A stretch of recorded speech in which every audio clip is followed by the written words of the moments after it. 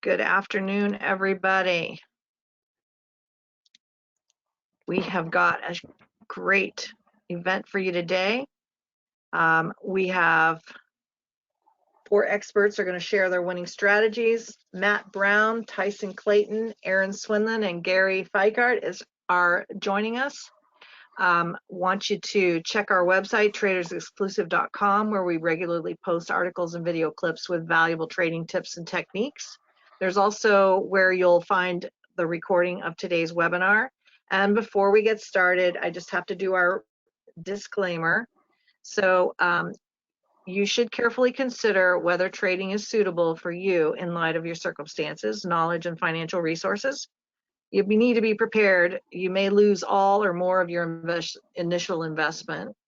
Opinions, market data, and recommendations are subject to change at any time. Past performance is not necessarily indicative of future results. Please do take notes and write your questions down with some context, but we want you to hold your questions until the end of the presentation. Each presenter will have about a 40-minute presentation with 5 minutes at the end for taking questions and letting you know what they have for you today as an offer. I'd like to introduce to you now Matt Brown. He's with virtualwealthcoach.com, and he's going to talk to us about 3 steps to getting funded and trading OPM, other people's money, right? Over the past decade, Matt has taught thousands of students around the globe on how to make a living trading the online futures markets. Although you may not have heard of him directly, his alumni are among some of the largest professional Chicago pit traders who transitioned off of the floor, quote unquote, into electronic trading.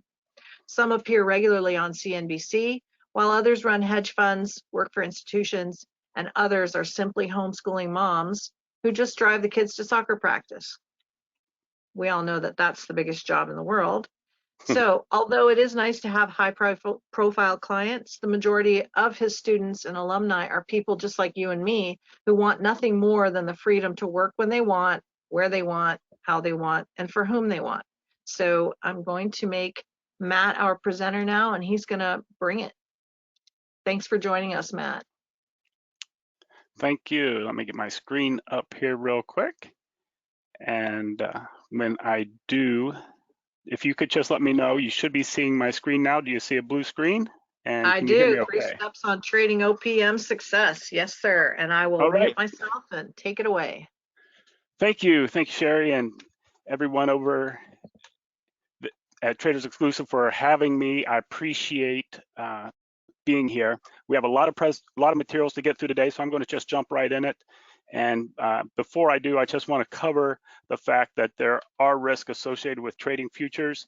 And what I'm going to be showing here today are not typical results. I'm going to show you some accounts that have been traded. I'm going to show you some proof, but just know that I've been doing this for many years. It takes a little bit of time to get up to speed, and these results are for demonstration purposes only. And just know that it is very risky to trade futures, and you need the proper training before you get started. So my goal today is to show you 3 basic step system to get funded and how to trade other people's money. I'm going to take you through some trading psychology hacks and help you become your own trading coach. I'm going to introduce you to a term I call probability stacking and show you how it'll tilt the odds of winning in your favor. And I'm going to show you where you can go to get more information if you would like to learn to trade the way I do. So who am I? I am Matt Brown. I grew up in the Midwest in Ohio. I was from an extremely poor family. My parents were divorced growing up.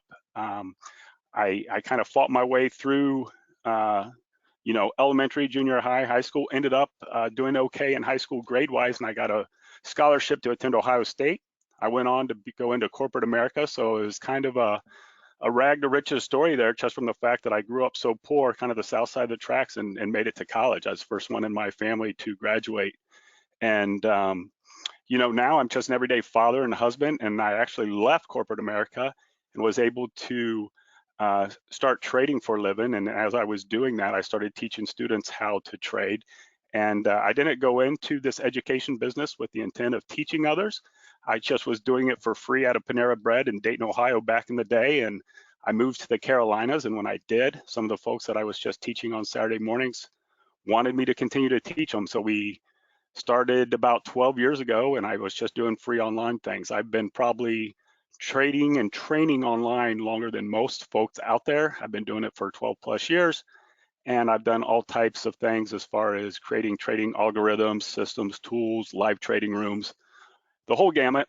Have written some books that are on Amazon as a bestseller, and now most recently I've gone in and I've gotten a coaching certification, because now I'm working with students in small group settings and in one-on-one settings, and I needed to learn more about how I could teach folks like yourself to be better traders, not from a trading perspective, but from a coaching perspective. So I'm continuing learning myself. On the left, that's kind of my family there. 3 kids. I'm currently married, and we enjoy getting around the country and taking our kids to sporting events and on vacations, and they all played sports growing up, and it's nice to be able to travel with them on weekends and let them swim and run and play golf and everything that they do. So here is some proof. I've done a few of these presentations here. The first one I did of the year was right after the Christmas and holiday break. So those first couple of rows you can see there, I started putting a performance track together on the Christmas shutdown, so December 22nd, and I ran it all the way up until my last presentation, which was mid-January.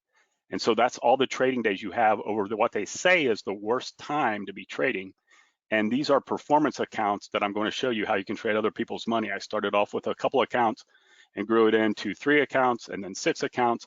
And then here at the bottom is just some trading I've done in February in preparation to this one, where we have 9 accounts going. And you can see each one of those accounts is part of the performance track that I'm going to teach you about today. And you can see that, you know, trading a few hours each day, you can get over 2, 3, 4, 5, 6, even someday you can see there, we were trading up to about $2,000 a day, and that's just using 1 and 2 contracts, okay? And when you have multiple accounts, those add up quickly. So these are performance accounts. These are accounts that you set up to get qualified to trade other people's money. And after you go through a 10-day period, which I'll get more into later, you go through an execution phase, and then you actually get the live accounts. And depending on how much you pay for your initial trial and performance evaluation period, depends on the size of account you actually trade. But it's a great way to learn. It's a great way to test your skills. And then once you get funded, it's a great way to make income without putting your own hard-earned money at risk. So that's what we'll be going about. And here's the proof. All right, so what are the 3 steps to trading other people's money? I think the most important thing that I can teach you as a coach has nothing to do with the system. It has nothing to do with the technique, although obviously to be a profitable trader, you need to have a system and you need to have a profitable technique. There's many people out there that have those, and there's probably, I would say most people on this call have had the opportunity to trade a high probability system or technique that they just weren't able to make money with. And most of the time, the ability of not making money has nothing to do with the system or technique. It has everything to do with you. And I hate to be the bearer of bad news, but it comes down to trading psychology. And I'm going to talk to you about that today, and I'm going to give you some hacks around that. We're going to do some learning versus failure techniques. I'm going to show you some coaching hacks that you can do if you're running into probabilities with your trading. I'm going to teach you a little bit about distressed induced downshifting, and then teach you to take your own responsibility for your actions, okay? I'm then obviously going to get into my system. I'm going to show you what probability stacking is, and I'm going to show you the techniques that I use to put the odds in my favor. And finally, we're going to talk a little bit more about how you can go trade and get funded using other people's money, and I'll show you exactly where you can go for that. So really, I want to talk to you about the value of learning. You know, the opportunity for you to gain this knowledge can set you free for the rest of your life. So this knowledge is more valuable than any money you might make in the next week, 2, 3 months, 5 months, 9 months, right? Understand how to do this, and you can walk with a bounce in your step, knowing that you can attack the world every day and nobody can knock you down, okay? And what you learn is more valuable than the outcome. And most people want to think that making mistakes is a problem. And I'll tell you, with neuroplasticity, and for your brain to learn, you have to make a mistake, and it has to be dramatic. So these kids, when they're born, they're fumbling around, they're falling down, they're doing all kinds of goofy things, kind of flopping around like a wet noodle when they're first born. Well, that's when your brain is most malleable. They're learning by all the mistakes they're making. As we become older, as adults, we think making mistakes, because the way society raises us, is a bad thing. Problem is, if you're not making mistakes, you're not learning. You're not teaching your brain to have new neural pathways. So making mistakes is critical. What you need to do, though, is you need to understand that you have to make the mistake and then learn from that mistake and then implement it. So consistent results, and you have to have a process for going through this. And really, this is how humans grow and transform. So it's very important to understand how the brain works. And the simplest way to eliminate failure is just to learn from those mistakes you made. You have to use the experience. I call it encoding the experience, and turn it into something that you can use later. So you have to be mindful of the mistake, pay close attention to it, and then turn it into something you can use. And the problem with most people, they over-identify with failure. That fear of failure creates immobilization. There's a freezing technique that goes on there. We're going to get into that in a minute. So I want you, if you learn nothing else from me today, please embrace the mistake, learn from it, and you will be able to transcend up to those next steps in life, the next steps in your trading career, and you'll continue to be better day in, day out. So what are some self-coaching tips and habits I want to teach you? So first of all, you need to journal. You need to journal at least a half hour every day. Do it after your trading session. Go through your trading day, look at your successes, look at your failures, and write down, what was your mood today? Did you get in a fight with your spouse before you started trading and you blew up? I mean, everything counts. Your state of mind is just as important as your execution. Did you execute correctly or not? And then grade yourself. I need you to strive to be calm in your focused state. You should have a daily routine that you start out every morning. You should show up to the computer the same way every day, the same state. It shouldn't be where your heart is racing. You should be focused, laser focused. You should do breathing techniques. You should do the things to get yourself ready to go right in when the trading day is whatever hours you tend to trade. And just know that if you're trying to go for more than 90 minutes at any given time, you're doing nothing but hurting yourself. Your body has this rhythm that it stays in from wake to sleep, and then within the wake to sleep, you have a cycle of about 90 to 120 minutes, and you have to rejuvenate. You have to give your body time to relax. So if you're sitting down at the computer all day, you're setting yourself up for failure. When you trade, let's talk a little bit about self-talk. A lot of times we do this mental masturbation where we sit there and we're in a trade and we're guessing, double guessing, and we're talking to ourselves, and we're putting negative thoughts in our head as we're watching a trade that was probably a good entry to begin with. And we might talk ourselves out of it, get ourselves worked up, get the cortisol flowing in our body. And all I'm saying is, let's eliminate the negative talk. Try to shift the way you talk to yourself on the internal side towards positive affirmations, positive talk, positive expressions, and it's going to help yourself. And there's all types of research on gratitude and how it does things in the prefrontal cortex, and I'm not going to get into that in today's presentation, but there's a lot of enhancements you can do in your life and in trading just by having a positive attitude and understanding that mistakes are okay. Always be working on something. Maybe today you wake up, you want to work on your patience. Tomorrow you're going to work on the fear of missing out. Wednesday, the next day, you're going to work on holding that trade until it gets to your target. The next day, maybe you're going to work on not adjusting your stops. But every day can be a positive learning experience, no matter what the financial outcome is. Okay?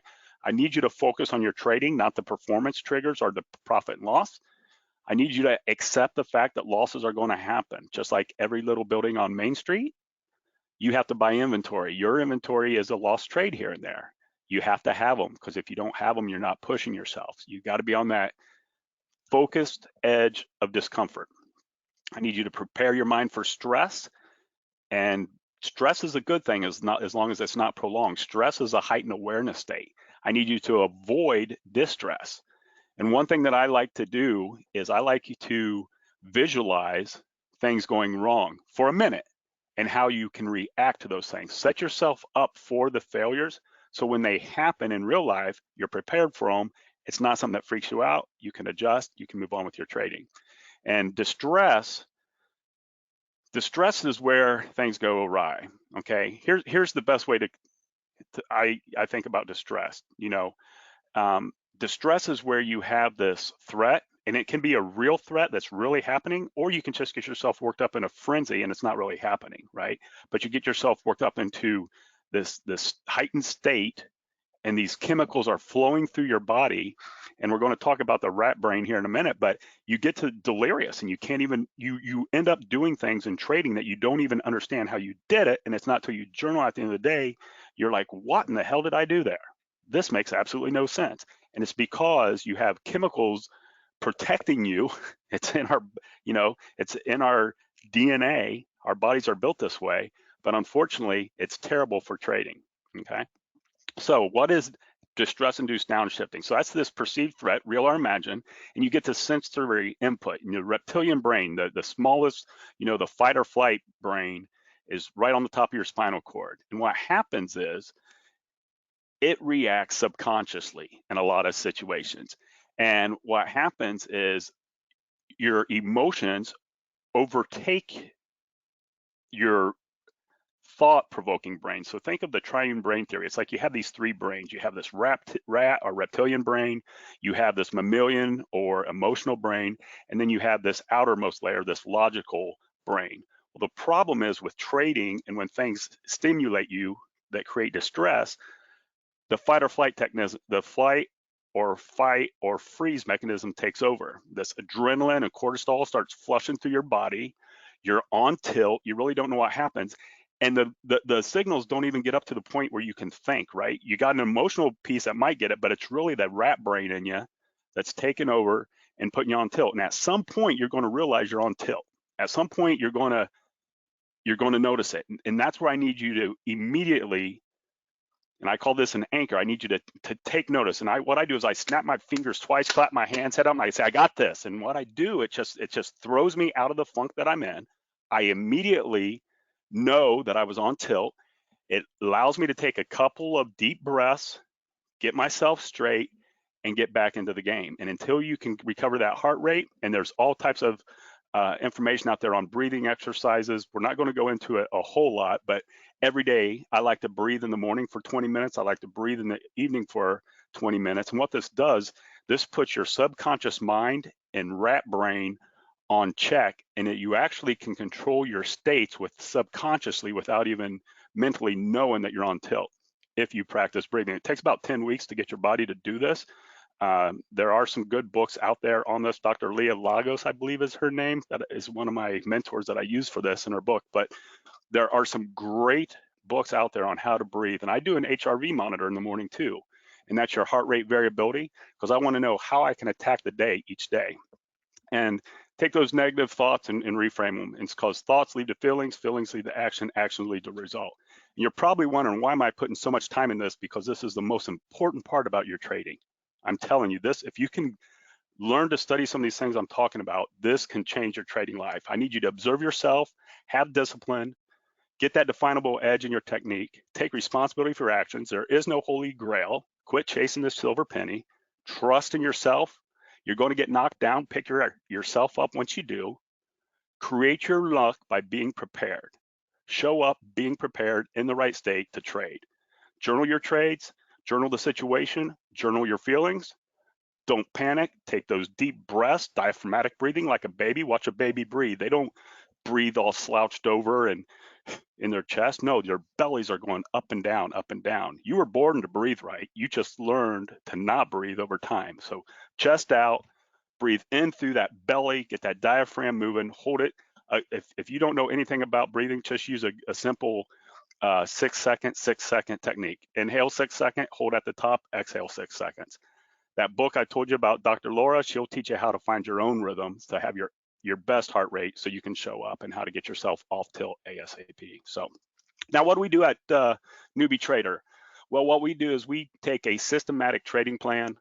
We combine that with a rules-based entry trigger and consistent management. And with that, we get a high probability trading system.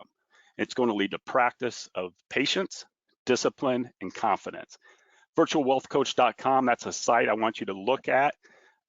when we're done here today. I got some special bonuses over there for you and some downloads, and it's also where you can get a hold of me and you know, if you want to get more involved with some future one-on-one stuff. I spend about 4 weeks of my 12-week coaching program just on mind, body, spirit before we even get into the charts.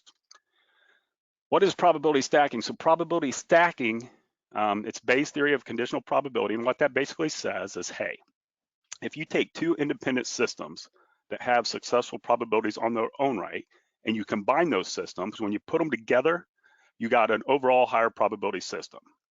So for instance, I like to use Elliott wave, I like to use harmonics. They run around 75 and 80%. You take those two 75, 80% systems and you combine them using this formula here, you get a 92% system in this example, right? And then if you take that 92% structural system and then you put a trigger on top of it that's also a 75% system, that becomes a 97% trading system, which I call a trading system on steroids, and that's what we do, okay?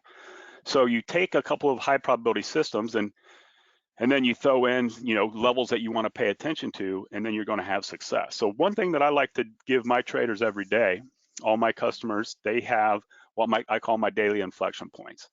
Now I go through and I look at the Dow, the NASDAQ, the S&P, crude oil, and gold, okay? And I provide levels where I think these markets are going to turn based off of some very specific techniques that I've honed over the last 12 plus years.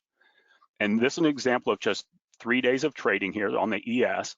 And the only reason I show you this chart, these levels show up on your computer screen if you're a customer of mine every day before the trading day begins. Okay, these aren't lines that we put on the charts after the fact. These are on your charts before the trading day begins. And I just want you to make notice how well the markets rotate in and around what I call inflection points. Now, these aren't areas where you automatically take a trade. These are areas where you set up in your chair, you get focused, and then you used our techniques to take a trade. This is an example of a harmonic pattern. You might have heard of these. Some are called butterflies, Gartley patterns, bat, you know, there's all sharks, they're all different types of names. But what it is, it's a Fibonacci ratio based pattern that is very high probable in nature.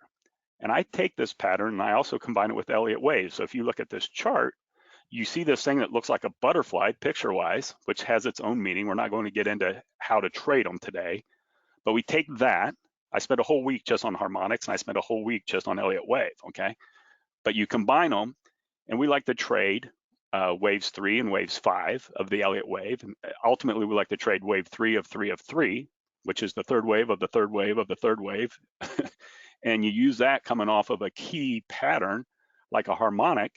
And then we have very specific targets we go for. This is just happens to be one I was setting up live for my students during a training week when I was given one of these presentations, and I took the picture and threw it in here. But this would be a perfect example of taking two high probability systems, putting together, know when to trade, then we jump down on a smaller time frame, actually execute the trade, and we have a target that we're looking for that is larger in scale and can go for many, many points.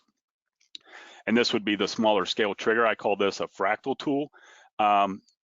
It's not really about the fractal tool. I mean, that's great. I teach my students how to use the Smart Rinco. It's a special candle that we use that I've developed with that on the bottom. On the bottom, you're seeing there, it looks like a MACD for those of you that are familiar with what a MACD is. It's just nothing more than a moving average convergence and divergence indicator.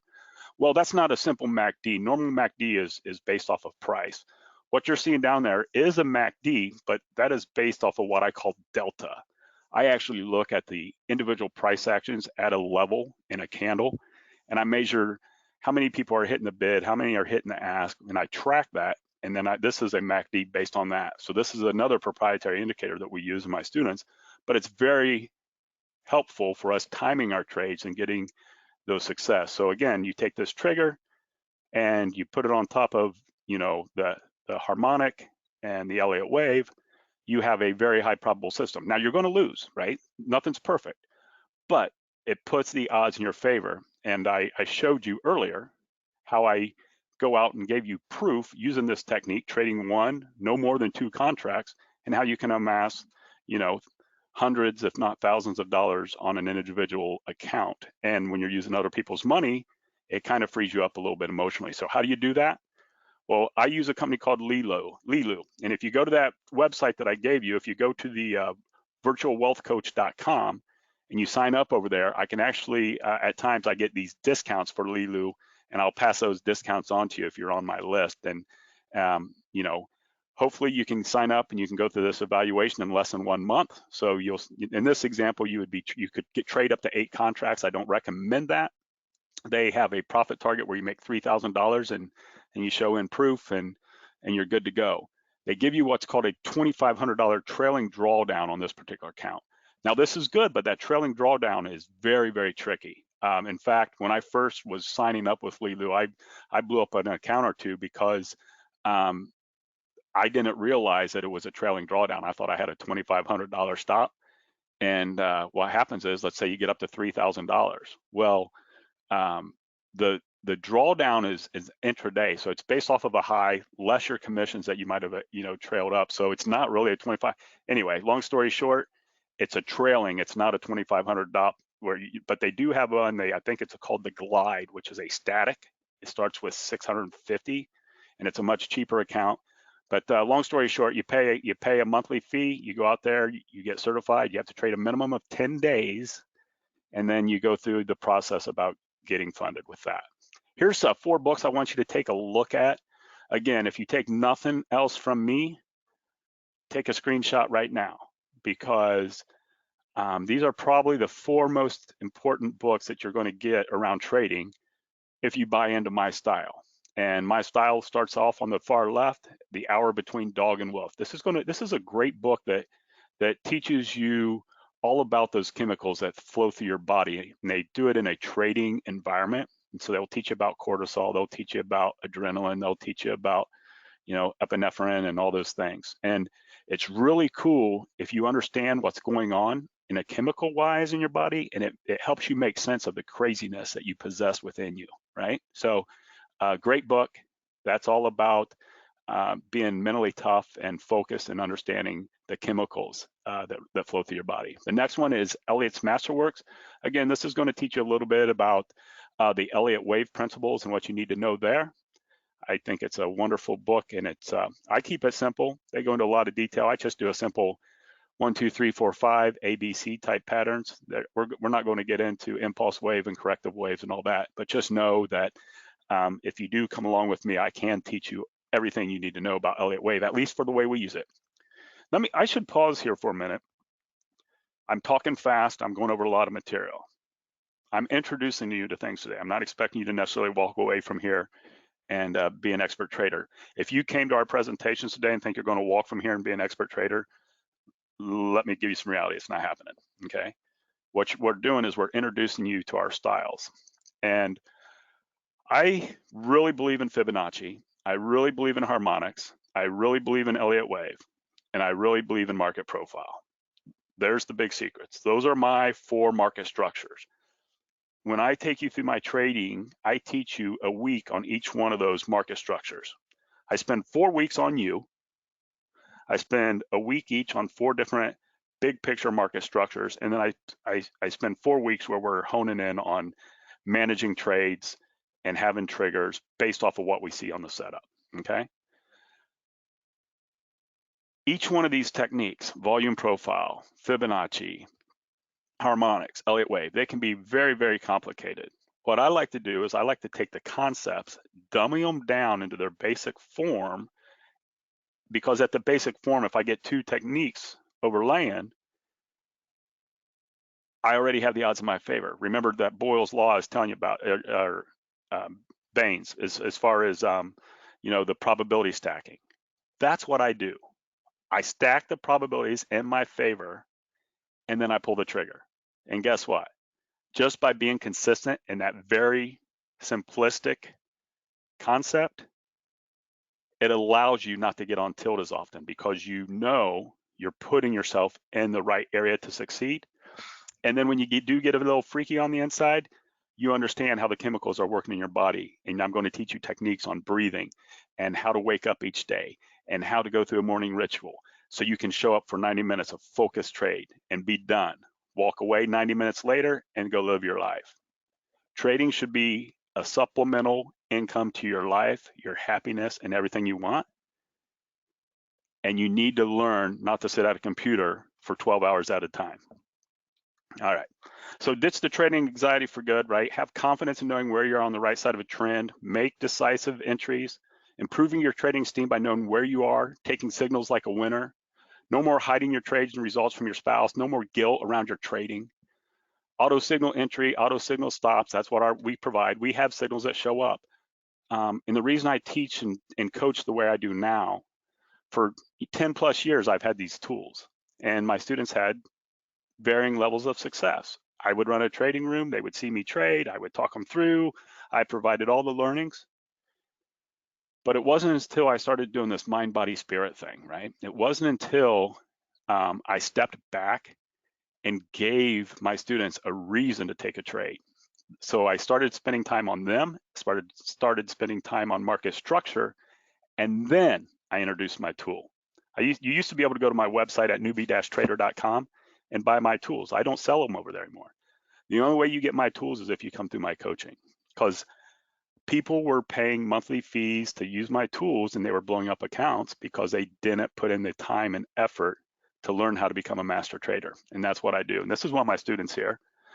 This is Phil. He says, Matt Brown has a home run on his hands. He has incorporated the most important components of building a successful trader from the ground up: body, mind, and execution. His approach to market structure and probability stacking are unique, along with his proprietary software tools that helps bring it all together. And if you look on Phil's screen back there, you'll see that delta I was telling you about, and you'll see those charts.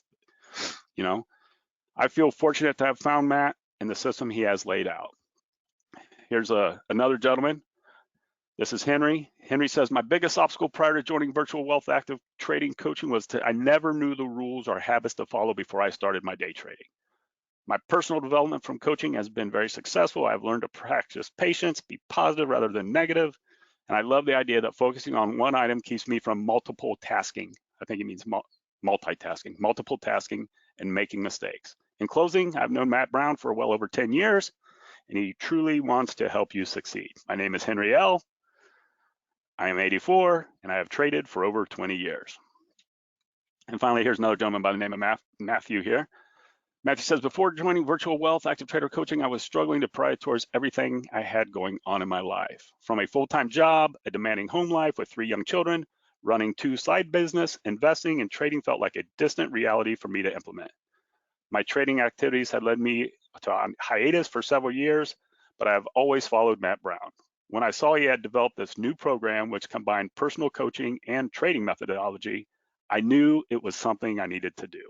Since working with Matt, I've been able to dramatically improve my productivity and focus. He has provided a clear roadmap and critical tools to help me create more structure and routine in my life, allowing me to carve out more time than I ever thought I had to accomplish my goals. His passion and knowledge is inspiring and motivating.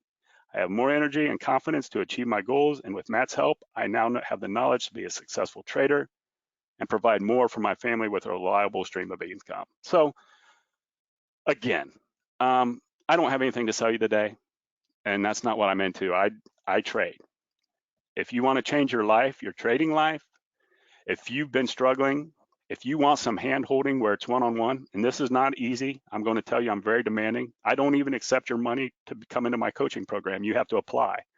We have to have an hour-long interview process before I even consider offering you the opportunity to come train with me. It's 12 weeks. We meet 1 hour a week, one-on-one. Now, I will have a group coaching program come in the future where I might take up to 10 or 20 traders. It'll be a little cheaper than what I do now. But regardless, the only way to get on board now is virtualwealthcoach.com. There's a free download over there. Go get some resources, get some things, get on my list. And if you get on that list and you want to get a hold of me, we'll do a little mini workshop for you for free over there as well. But you have to get a hold of me, come engage with me, get engaged with me. I've been doing this for a long, long time. I'm really hitting my stride. Through this COVID is when I started this process of teaching people how to trade one-on-one. I knew people were home. I knew they had the time to afford themselves the opportunity to really learn this. And my first group, I did 12 students one-on-one, and then we do one-offs, and it's mostly by referral. I don't do a whole lot of these presentations. Like I said, this is my second one since this year. I'm here for you. I'm here to help you. I'll be glad to work with you, but we need to talk first. And again, all I want to say is it really has nothing to do with the system and techniques. I'm going to just go back here and leave you with this screenshot, because this is a performance track that you can get on. Now, I would not let you get on this if you were one of my students until you've gone completely through my program and then went and implemented it for another month. So you'd probably be 16 weeks out before I would suggest you start doing these type of things. You're not even going to get my tools until weeks 8, 9, or I'm sorry, 9, 10, 11, and 12, right? The first 4 weeks are on you. The middle 4 weeks are on market structure that you can use with any charting platform. And then the last 4 weeks, we'll get into trade management.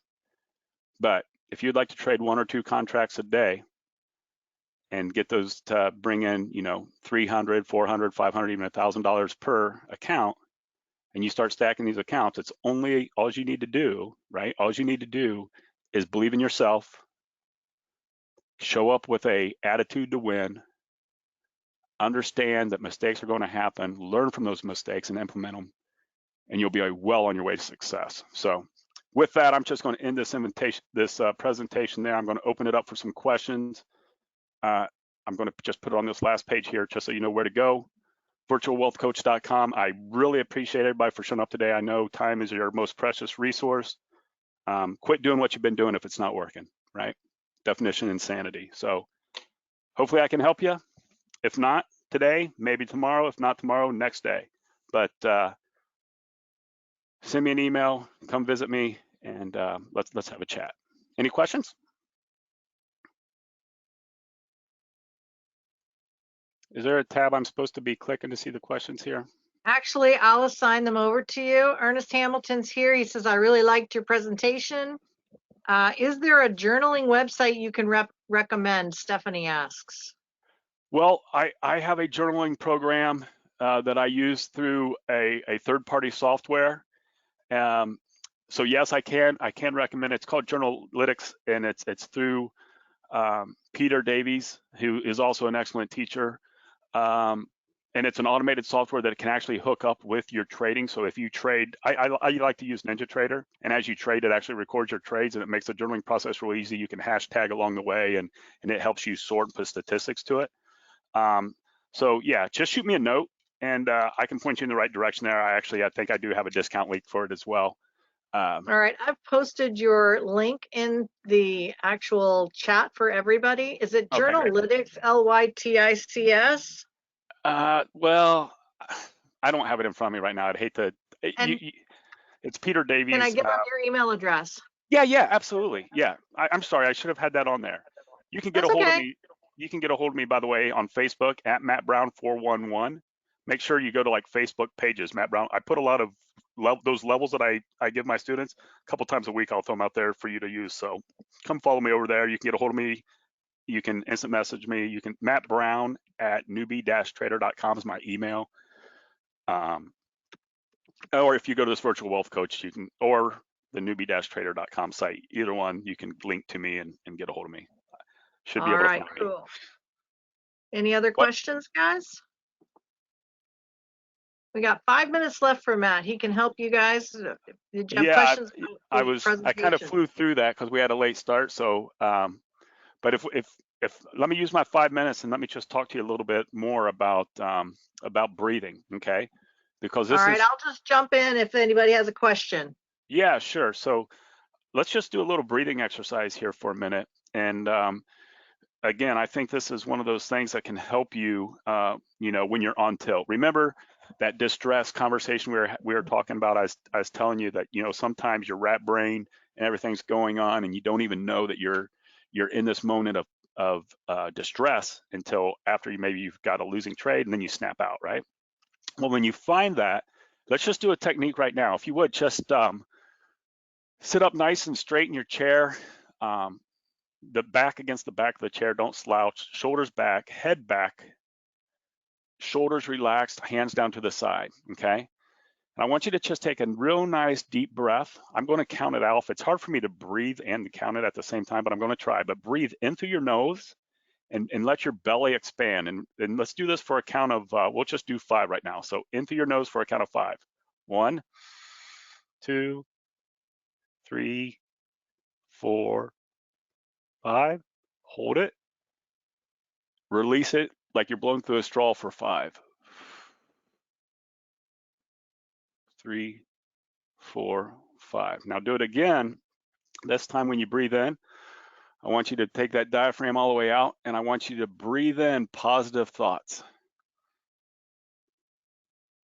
Breathe in positive thoughts and hold it. And when you exhale through that straw, you're breathing out negative, getting that crap out. This time we're going to do the same thing. We're going to breathe in. We're going to take our shoulders back on this one a little bit. 2, 3, 4, 5. This time shake the shoulders out a little bit. Let the hands wiggle as you're breathing out and those negative thoughts. You've only done 3 breaths right now. I'm going to stop it right there. And I bet you already feel better, and we've only just done 3 breaths. If you didn't do it, just do one on your own right now. Breathe in, head back, shoulders back, diaphragm out, 4, 5. Breathe it out, negative thoughts, shake the hands out. And believe it or not, so first thing I do when I wake up in the morning, I lay in bed and I do my breathing in bed. Before I even get out of bed, I do that for 20 minutes. I have an app. It actually helps you keep your rhythm correct. And then as soon as I'm done with that, 16 ounces of a lemon water. And I do it at night as well. And again, there's some great books out there on breathing and how it can help you. And I can't stress it enough. If you're not doing breathing techniques and you do active trading on a regular basis, this is one simple thing that you can do that can dramatically change your life. Go get a book. Go listen to some podcast on it. You're going to absolutely love it. And my time is up. So thank you so much. Thank you very much, Matt. We appreciate you being here with us. And guys, you got to go over to the virtualwealthcoach.com. You can also email Matt at newbie, NEWBIE-trader.com. You see down there in that bottom right-hand corner. And I know for a fact is very responsive. So hold on, and I hope you get a lot of response to that. And I appreciate you being with us today. All right, thank you all. And I'm going to bring in our next speaker. And first I have to do some housekeeping.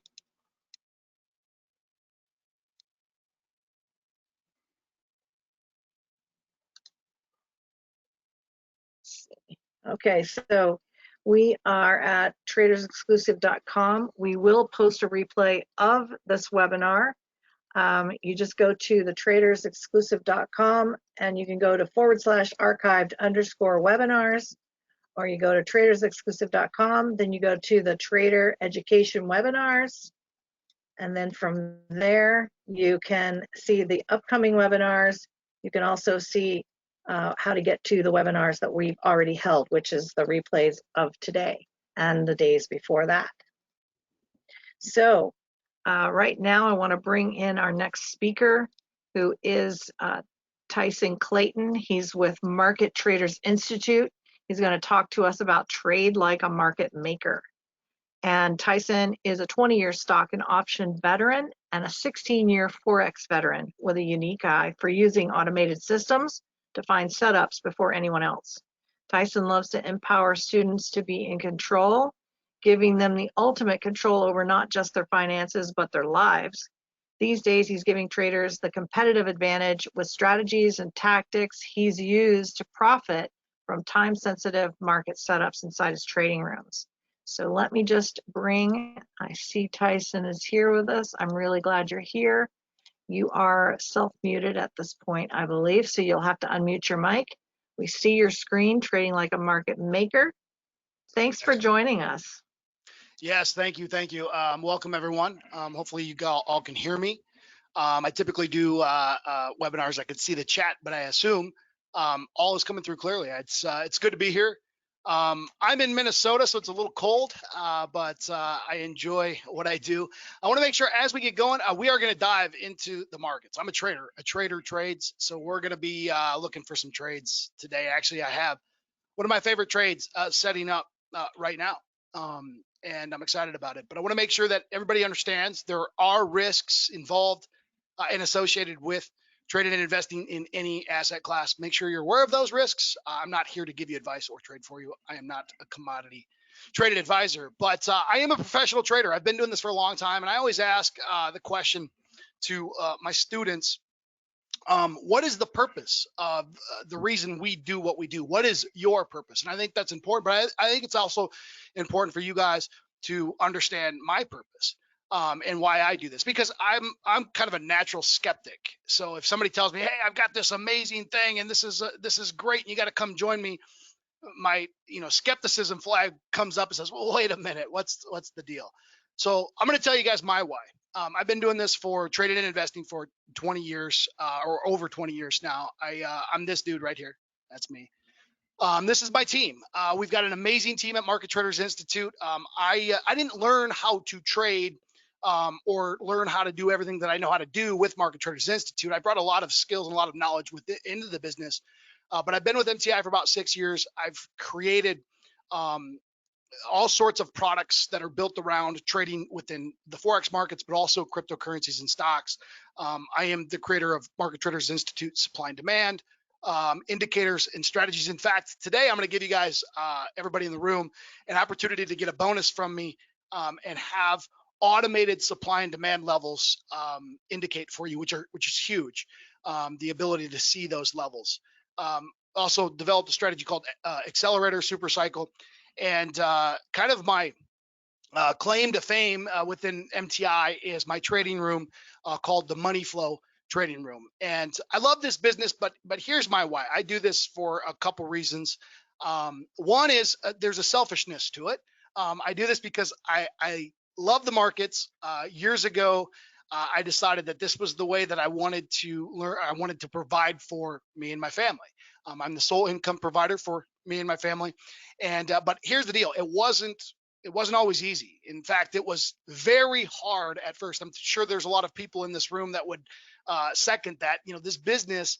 You go on YouTube and people make it sound like, oh, it's so easy, rainbows and butterflies, and anybody can do it. Well, it is easy if you do the right things. In fact, oftentimes we have a tendency to make it much harder than it has to be. But the reason it's hard sometimes is because of the psychological aspect of this business. Because often we know what we should be doing, but we don't necessarily follow through with that. I took 3.5 years of trading, my first 3.5 years, and I think I was probably what I'll say is the world's worst trader. I was a horrible trader, and I lost hundreds of thousands of dollars. Now, here was kind of the holy grail, or my tip. We call this the tipping point. My tipping point was pretty simple, and this is kind of one of the things I'm hoping you guys can get from this today. If you want to succeed in this business, whether you want to trade futures or stocks or Forex or cryptos or whatever it might be, all you have to do is you have to find those individuals, find those people who have done it and have a track record of helping others do it. And then just mimic what they do, because over time, if you just surround yourself with them, it's just a matter of time before it starts to become your own. And then once it starts to become your own, that's when you can start to mold your own styles and your own strategies. And so one of the big things that I'm going to be focusing on today is mentorship, making sure that you guys, if you like my style, and again, you're going to see a lot of my style.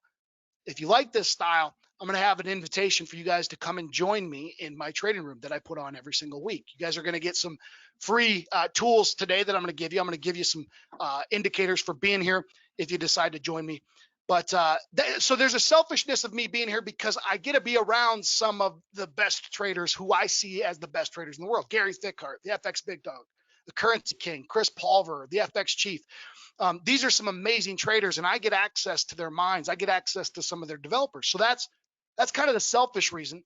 But then on top of that, I'm a very devout man of faith, and I spent time right around 2011 to about 2013, 14. I spent time trading on my own. That's it.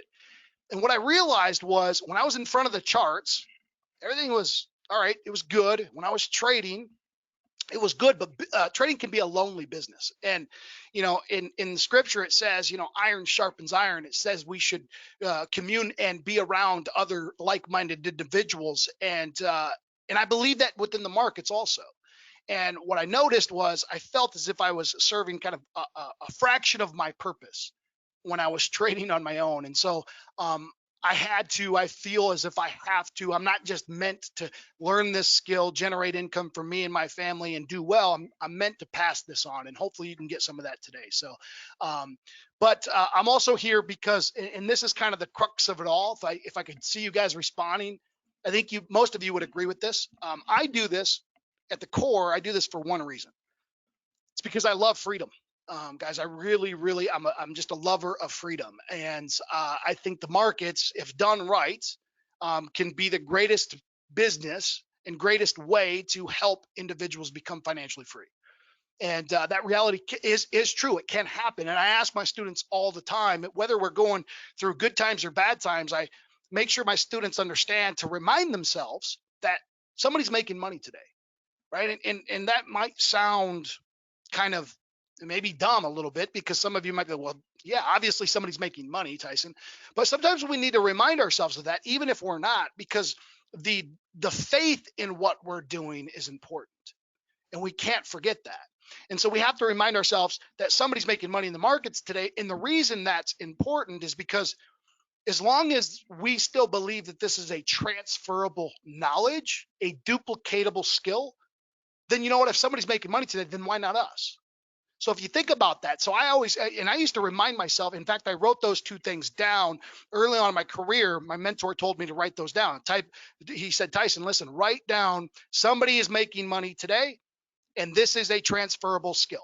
And I wrote those down and I put them next to my computer, and I would look at them almost every single day and remind myself of that. So if you want to, you can write those things down, and just know, as long as you can say yes to there's somebody out there making money and it's a transferable skill, then the follow-up to that is, well, then why not you?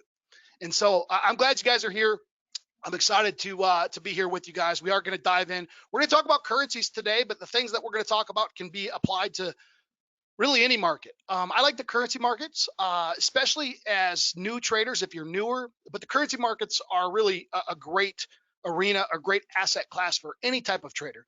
But the reason I like it for newer traders is because the barrier of entry into the currency markets is so small.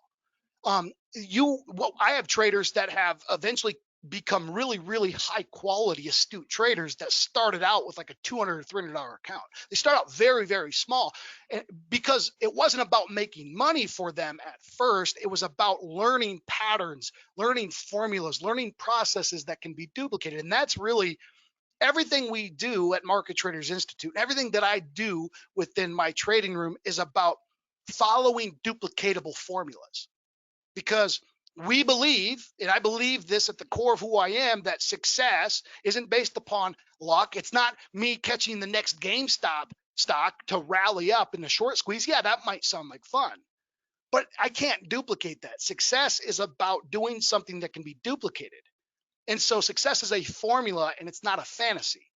And that's what we want our traders to build their careers off of. And so the Forex markets are a great place to start, and it's actually a great place to build.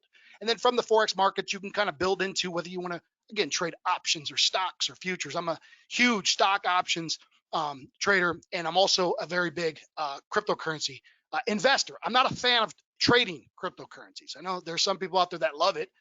I'm not a fan of trading. I think there's a lot of people that are going to be tripping over pennies trying to like get in and out of the next cryptocurrency, and they're forgetting about the Benjamins that we're going after in the future. So, but we'll talk about that in a little bit here. But I want to dive in again. It's real fast. If you guys want a place that you guys can stay on top or stay connected with me, if you want to, I have a Facebook page. It's facebook.com/Ty the Trader. You can go and like me on that page if you want, just kind of a shameless self promotion there. So you can do that if you'd like. I want to talk about how the markets move. So the title of my presentation today is Trading Like a Market Maker.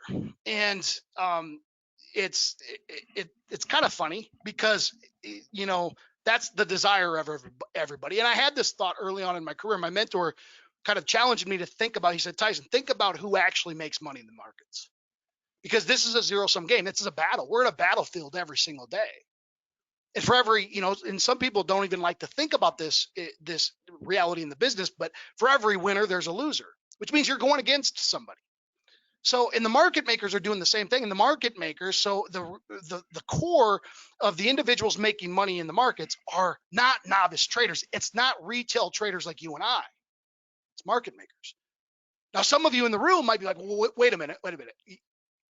So 90% of all traders end up underperforming the market or losing money. What are the 90% of those traders? Who are they? Well, most of them are, again, they're not institutional traders. They're not market makers. They're not floor traders. They're not hedge funds. They're novice traders. They're people that are going onto YouTube and trying to find the next great indicator. Going to Barnes & Noble's, if Barnes & Noble's is still around, and trying to read that next great book that's going to give them the holy grail. That doesn't exist. The way that market makers trade is they do things a lot of the novices do, but they do it in a more disciplined fashion. And really what market makers do, and I want you guys just to think about this. Well, to think like a market maker, we must also understand how to expose what the novices do. So we must do the opposite of what the novices do. That's what professionals do.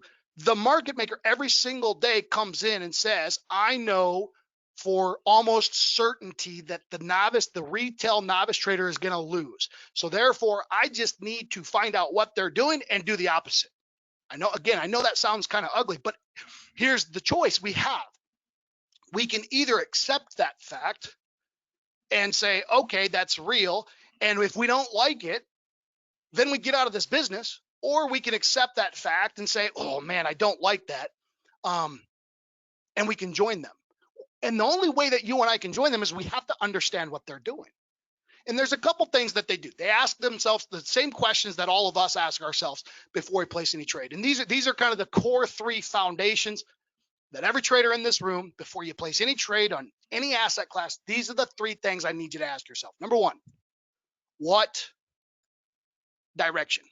And it's got to be based on, you got to pick a direction, not based upon some thought or some emotion. It's got to be based upon something of logic.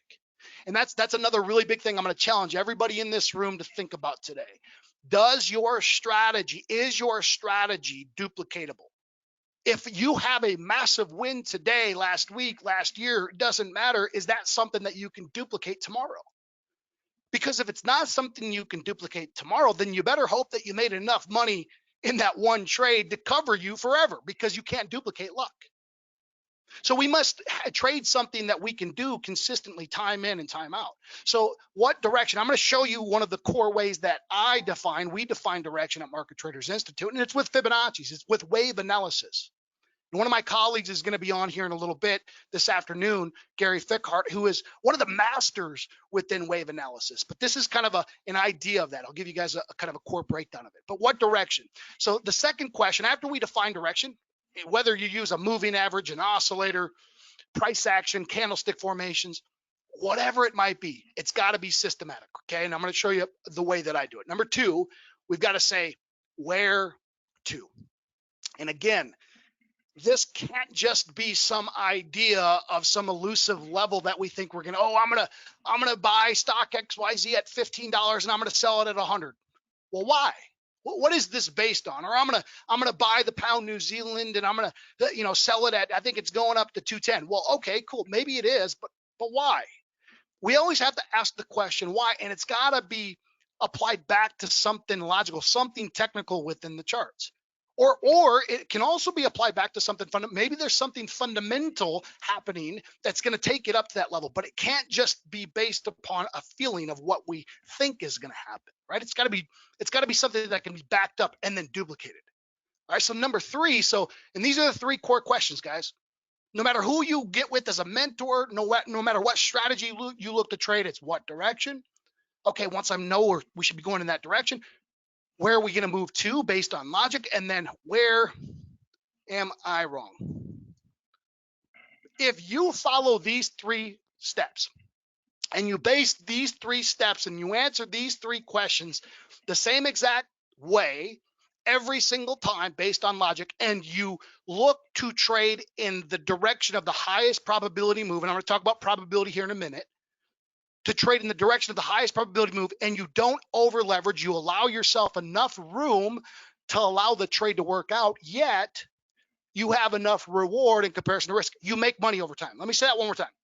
If you follow these steps, you trade in the direction of the highest probability, you put the odds in your favor, you give yourself enough room to allow the trade to work out. So you don't keep your stops super, super tight, but you allow the trade to work out like market makers do. They don't stress over every little tick for the most part, especially big institutional hedge funds. So you allow the trade enough room and you have enough reward, maybe a 2 or 3 or 4 times reward in comparison. Then over time, guys, you make money. It's simple math at that point.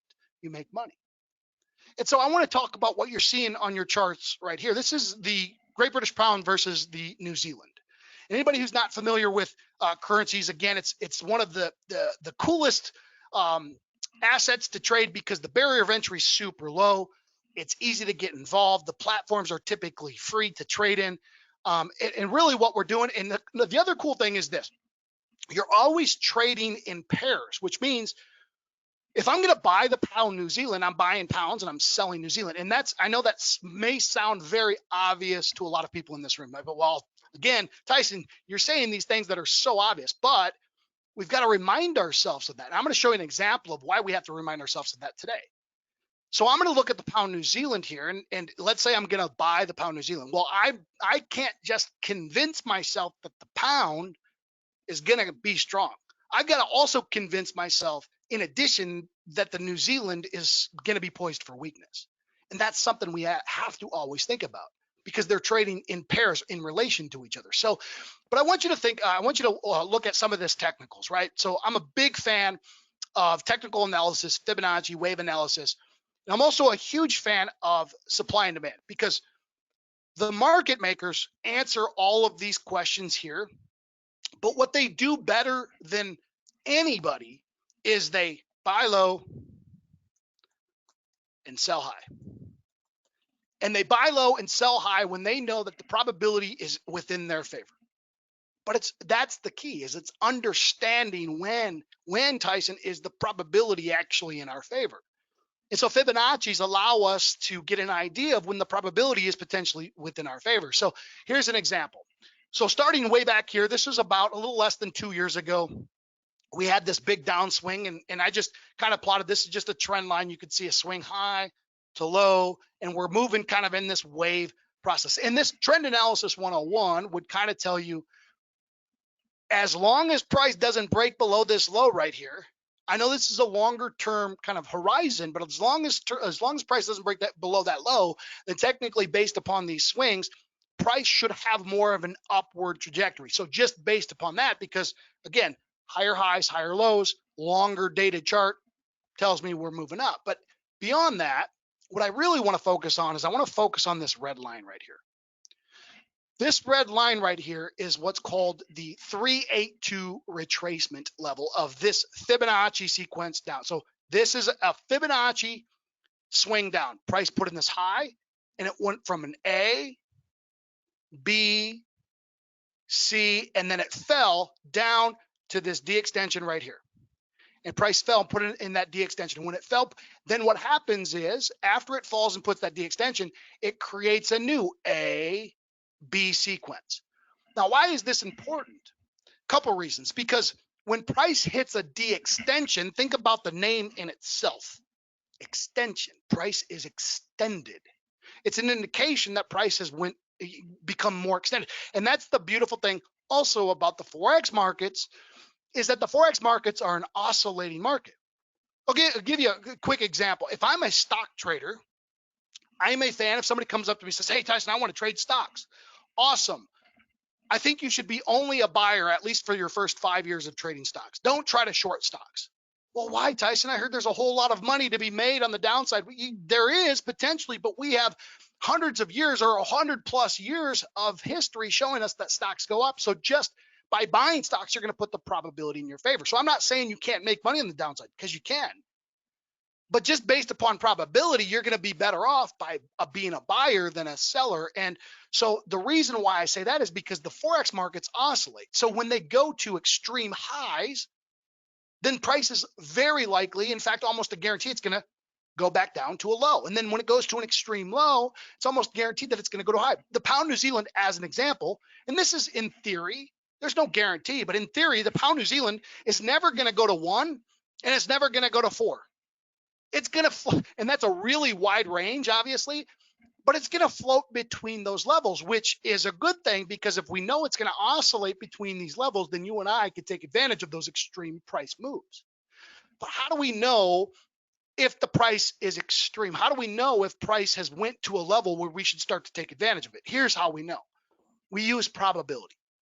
And so again, that's the reason why I wanted you to focus on this red line right here. And the reason why is because that is the current 382 retracement of this down AB. Now, what's interesting about that is we could go back in history on any single time frame on any chart that's ever existed, and we would see that 80% of the time price will rally up before it goes down here to this D extension. So the D extension is down here. This is the potential D. But before it goes down there, it's got an 80% chance historically of coming up here. Because now, why would that be? Because again, if the market has hit a D extension, that is an indication of overextension. And so if I know, and really you might be like, okay, well, how does this apply to the trade then? Well, it's pretty simple. If I know that price has an 80% probability of coming up to this level, then it is my job. That makes my job easy to say, okay, well, I should probably be more of a buyer, because we're going to have somewhat of a magnetic pull up into that level. Now, let me back this up with proof, because some of you might be like, well, okay, well, geez, how do we really know it's 80%? Well, actually, I think it's probably higher than 80%. I think if we went back historically and looked over the course of the last 25, 30 years on all currency pairs, I bet you it's close to 90, 95%. But let me just prove it on this example here. We've got 2.5 years worth of data, or 2 years worth of data. We have a bunch of swing highs and swing lows. Well, check this out. This is an AB sequence that went like this. This AB sequence went A, B, C, D, A, B, C, and it went like that. Well, let's look at these AB sequences, all right? Right here, we have a 382 retracement. This hit the D extension, so that one right there did not work. So, nope, Tyson, your theory didn't work on that one. However, we got another Fibonacci AB here. Before this red line right here was hit, price came up and hit that. So that one worked out. Then what happens is on this swing higher, we have all of these. We have this Fibonacci sequence, this Fibonacci. So what I want you to do, if you can, and you might need to squint your eyes to do this, but I just want you guys, I'm going to mark all of these red lines. I'm going to mark all of these red lines with blue dots, right? All of these are all retracement levels with blue dots, okay? All of these. So we've got 1, 2, 3, 4, 5, 6, 7, 8, 9, 10, 11. We've got 12 382 retracement levels, not including this one right here, 12 of them. Okay, out of those 12 in the last 2 years, how many of them retraced to that level before it hit the extension? Well, let's see. This one did not, so that one didn't work. So I'm going to change the color of the ones that didn't work to red. That one didn't work out. This one here, AB, it almost retraced, but then nope, it went up and it hit the retracement, so that one worked. This one here hit the retracement level. That one worked. That one hit the retracement. That one hit the retracement. This one here almost extended, almost went up here first, but nope, then it fell, hit the retracement, so that one worked. This one here did not. You see, A, B, it didn't quite get up there, so that one's red. We're going to turn that one red. All right, so what about this one? Down, almost hit the D extension, did not. Came close, but didn't hit it. That one worked out. This one retraced. This one retraced. This one retraced. And this down AB right here retraced. All of them, 10 out of 12 retraced. So so 10 out of 12 fibs retraced to the 382 before extending to the 1618. So again, what does that prove to me? Well, it should prove to all in this room that the 80-20 rule holds true. Now, what we know is, okay, if that holds true, then price should have a magnetic pull up to this level, just based upon, because let's do the math on that. 10 divided by 12, we've got, in this scenario, we've got an 83% probability. 83% are hit. So with that being said, and that in mind, would it make sense if I came to this webinar and I said, hey guys, I'm looking for a rally on the pound New Zealand up to 194.90. That's my target. And the reason being is because we have a 382 retracement that has not been hit, that has an 83% probability of being hit, that hasn't been hit yet. Now, some of you might be like, well, that doesn't seem like a really great trade because there's not a ton of profit potential in that up to that level. You're right. I don't necessarily think it's a phenomenal trade. I don't think it's the greatest trade out there. In fact, I think that we're going to go up even higher than that based upon not just the 382 retracement, but based upon the what's called supply and demand. But here's what I want you guys to be convinced of or to understand. We're going to go up to at least this level. It doesn't mean price stops there. It means that we have an 80% chance of going at least to that level, but we could go up even higher. Now, how do I know how high we could go? Well, if I know my direction, so now what I've just done is I've answered question number 1 based upon probability, right? Based upon the 80% or higher probability of hitting that level, at least that level. But now I need to know, so that's answered my direction, up. And this is the kind of stuff, guys, if you're like, oh man, I'm kind of confused. I teach this stuff in my money flow trading room every single week. For those that want to be with me, I'm going to give you guys an opportunity to be with me every single week. We're going to do this together. But now I know my direction is up. So I'm going to mark up here. Where to? Well, this is a little bit of a kind of a curveball question, because if I'm basing it just on this 382, then the answer to that question would be, well, to 94.90, Tyson.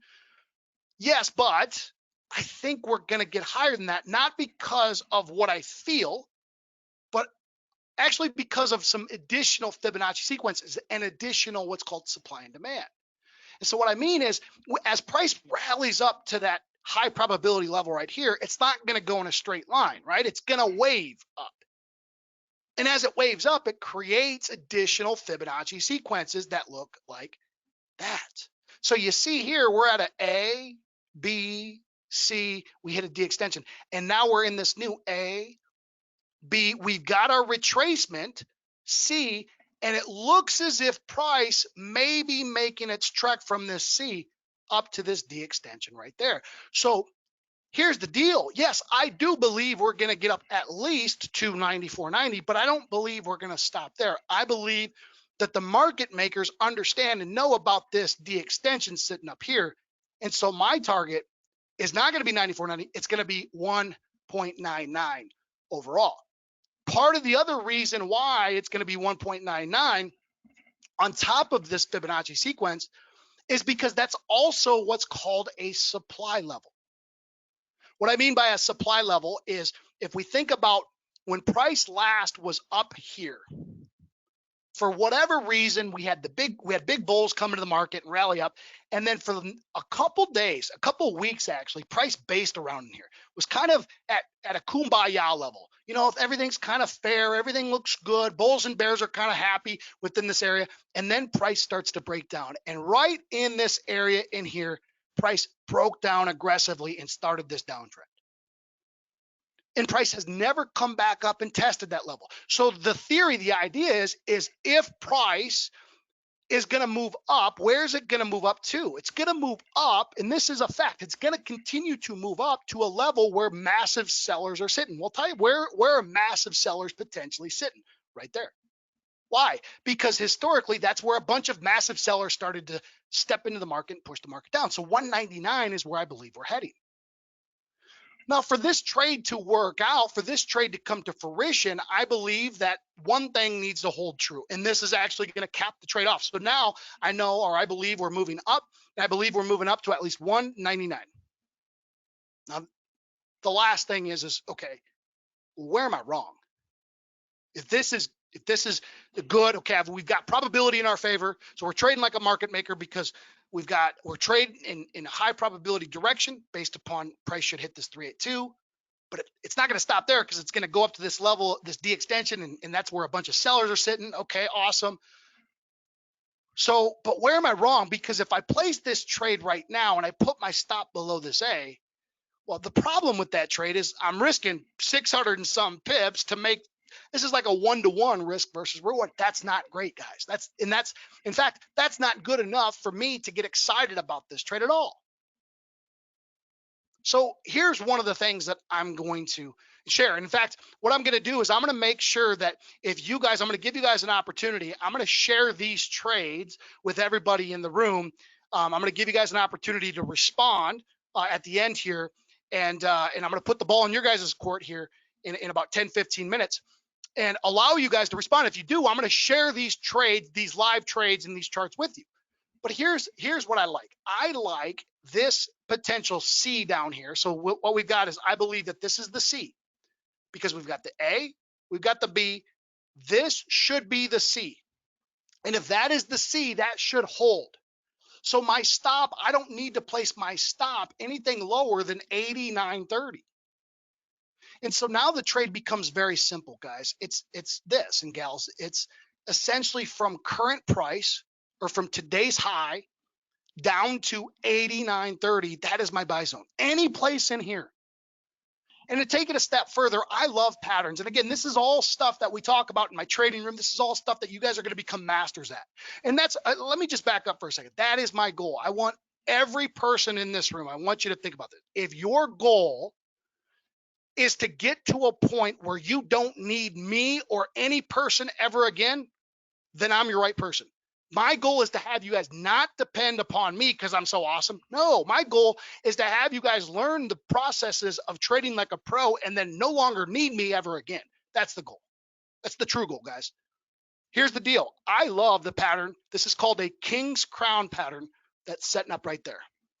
So we have a short term or shorter term, relatively speaking, King's Crown pattern. We have a C sitting down here, and we have a trade that now offers us, even if I start to buy right now, offers us 650 pips worth of reward. This is about a 2-to-1 risk versus reward, which is amazing because just based upon the probability of it going up, even if it was a 1-to-1 risk versus reward, it's a high quality trade. So here's the trade, guys, and I'm going to just cap this all off. I'm going to type all this out. And again, I'm going to share this. I'm going to give you guys an opportunity, everybody in this room, an opportunity to get these live today from me. I'm going to give this as a gift at the end here. But here's the trade. Look to buy between 192.65 and 189.30. Target 199. Stop 189.30. And here's the other thing, guys. There's a whole lot of people, and I don't want to take anything away from anybody else. There's a whole lot of people who are like, man, I love trading. I'm a trader. Yet they don't ever place real trades or won't ever put themselves out there and call out specific, detailed, real trades ever.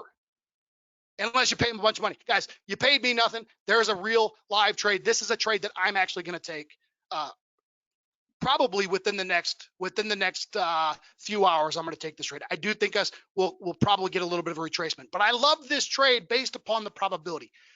I want to take it one step further though, guys, just one step further. And I know I only have about 10 minutes left, but I want you, and I kind of want to take this one step further because I want to make sure I drive home the style of my trading. So I love buying the pound New Zealand because of probability. But here's part of the issue with that. I want to look at the pound yen for a second. And again, I want to just follow me. So I'm buying the pound New Zealand, which is awesome. So I'm going to type that out. So looking to buy the pound New Zealand. We just went over that in detail. But I want to look at the pound yen for a minute. And I want to take this one step further to a true level of professionalism. And it's being able to, and again, I'm going to teach you all this. It's being able to do what I call deductive analysis. It's taken, so the pound New Zealand might be a great buy, but if I look a little bit deeper and I go to the pound yen as an example, well, based upon the Fibonacci probability, I can see, well, wait, price should fall down to this 382 retracement on the pound yen. So that's important because I'm looking to buy the pound New Zealand and I'm looking to sell the pound yen.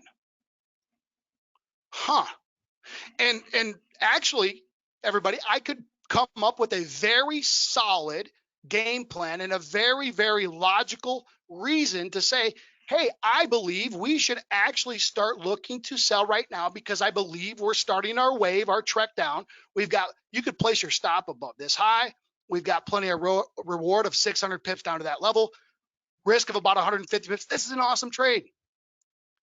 And so I could take both trades, guys. I could look to buy the pound New Zealand. That's a really nice looking trade. I could look to sell the pound yen. That's a really nice looking trade. But wait a minute.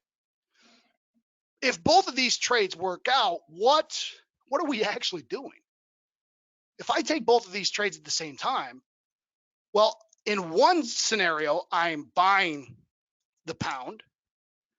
And in another scenario, I'm selling the pound. So net, when it's all said and done, I'm buying the pound here, I'm selling the pound here. That automatically neutralizes my exposure to the pound. So why would I take both of these trades? Why, instead of taking the pound New Zealand long and the pound yen short, because they both look good, why not just focus on the New Zealand yen short, Tyson? And again, what I'm saying might be going over your head. But I did this on purpose because I want to give you guys, I want to whet your appetite in the style of trader that I am and what we bring to the table and how you can truly become a professional. So yes, absolutely. I love the pound New Zealand buy. I love it, guys. This is a great looking trade. I love the sell in the pound yen down to 143.15 or so. I love it. But those aren't the trades that I want to take, guys. Here is the trade that I want to take. I want to look to sell the New Zealand yen because here's the theory. If the pound is going to get strong against the New Zealand, but the pound is going to get weak against the yen, what that says is that the yen should be the strongest of them all.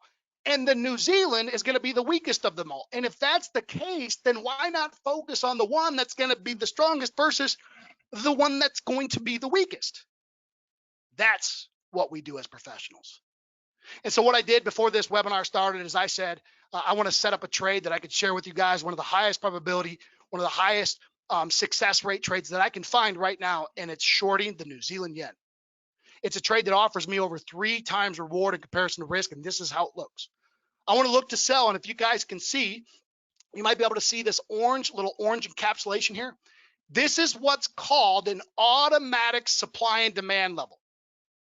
And what I'm going to do, and I'm kind of jumping ahead of myself, but I just want to do this real fast. I'm going to come back to that chart in a second here. But what I want to do is I want to give you guys an opportunity. If you write this number down, now you don't need to do this right at this minute, but I want you to write 407-585-2409 down. And what I want you to do is in fact, right when I'm done, I want you to call that number. It's only going to take you a couple minutes. If you decide that you want to trade with me in my money flow trading room every single week, what I'm going to do for all of you that call that number, 407-585-2409, what I'm going to do for you is I'm going to give you guys as a gift the automatic supply and demand indicator. So here's the deal. All you have to do is indicate where you see these blue lines streaking across the screen. That is that's where massive institutions are buying. Right here, massive institutional buying. Up here, massive institutional selling. So not only do I love this trade based upon the Fibonacci's, based upon the technicals, but we have supply levels. We have massive institutional sellers stepping into the markets, creating supply. And if sellers are stepping in the market, guys, where are they going to push the market to? Well, Tyson, they're going to push the market to buy levels, to demand, to where buyers overwhelm sellers. Oh, that's these blue areas. Guys, I'm going to give that to you as a bonus today. As another bonus today that I'm going to give you guys if you decide that you want to trade with me. So call that number, 407-585-2409. Another bonus I'm going to give you guys today is I'm going to share this workspace with all of you. I'm going to share this workspace. I'm going to tie it directly into my money flow trading room. So you guys will get access to all of the workspaces that I share on a weekly basis. I share anywhere from 2 to 10 different trade ideas, 10 different charts every week. Plus you're with me every week where I'm holding your hand. I'm guiding you. But the trade is simple, guys. I'm looking to sell at or near this supply level, right around between 78.14 and 79. My target number one is at this demand, the bottom of this demand level right here. This is a pin bar demand level at 74.98. I'm sorry, 74.25 is going to be, sorry about that. I updated that. 74.25. My target number two is 72.40. My stop is my stop is at 79. Sorry about that. Hopefully you didn't take a snapshot of this. I got to retype this. 79.70. So think about this. My reward is overall, if I get both of these targets hit, my average reward is 481 pips. And my risk is only 156 pips. And I've got massive probability in my favor because I'm trading in the direction of the missed Fibonacci retracement with supply down to demand levels. Guys, this is what I do every single week in my money flow trading room. I'm going to give you guys 3 exclusive strategies when you trade with me every week. You're going to see the ins and outs. I am an open book, everyone. I don't sit there and be like, oh, I think I'm going to do this or I might do this. If I'm going to do something, it's going to be very detailed on the charts. You're going to know exactly what I'm doing, where I'm doing it, and why I'm doing it. You're going to have 3 strategies: set and forget. You're going to also understand a strategy that I've developed called Turning Point. And then as a bonus, I'm going to give you guys access to my exclusive, MTI's exclusive that I've developed, the supply and demand indicator. That, by the way, the supply and demand indicator identifies 5 different supply and demand levels. What I call a 2-bar level, a trap, major turn, pin bar, and engulfing. No, it's not. Some of you are like, oh, I know what an engulfing bar looks like. It's an engulfing supply level. So again, if you guys would like, what I would like you to do is write that number down. It's in the chat section also, 407-585-2409. Also, if you want to, if you know, like, oh man, I want to trade with this dude, I'm going to share this link, or if we could share that link right there with everybody. You can sign up for my trading room. It's real cheap. It's about $100 a month. Call your education specialist though. Call that number. You might be able to work out a better deal. You might be able to work out a package deal if you guys decide to call that number. So, hey, I want to open it up real fast to questions. I know I went like a spitball and like a fire hose, but real fast, if we have any questions, I'd love to open that up. Hey, I know we had one in particular. Stephanie was asking if you think dark pool volume is important, and if so, how you watch for it and trade it. I do, and the most specific way that I watch for it and trade it is within the price action within the bars, because what happens is when the volume comes in, price has to be created. So if we understand the price action or what the price action looks like in the creation of those pools, then what we can do is we can forecast the next pool. So oftentimes, I'm not going to be jumping in. So let's say there's a dark pool of sellers up here. I'm not going to be able to catch it right away, but I know there's a bunch of sellers, so we didn't probably fill all of those orders. So next time it comes up there, that's when I can start to participate. Same thing down here. So here's a dark pool of buyers, theoretically, and if I know that, price is likely to bounce there. Cool. And she also said, buy low, sell high, but in which time frame? And I'm not sure the context of that question. Yeah, I'm a big fan of doing a lot of daily and weekly analysis, but then drilling down into smaller time frames. I've got traders that go down into a 5-minute or a 15-minute time frame.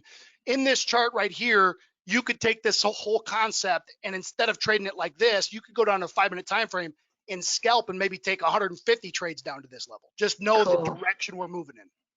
All right. Well, Tyson, our time is up. I really appreciate you being with us. Everybody needs to click on that link there in the chat, and you'll be able to get to that page and see what all he's got going on there. I also I actually posted the phone number in the chat as well. Please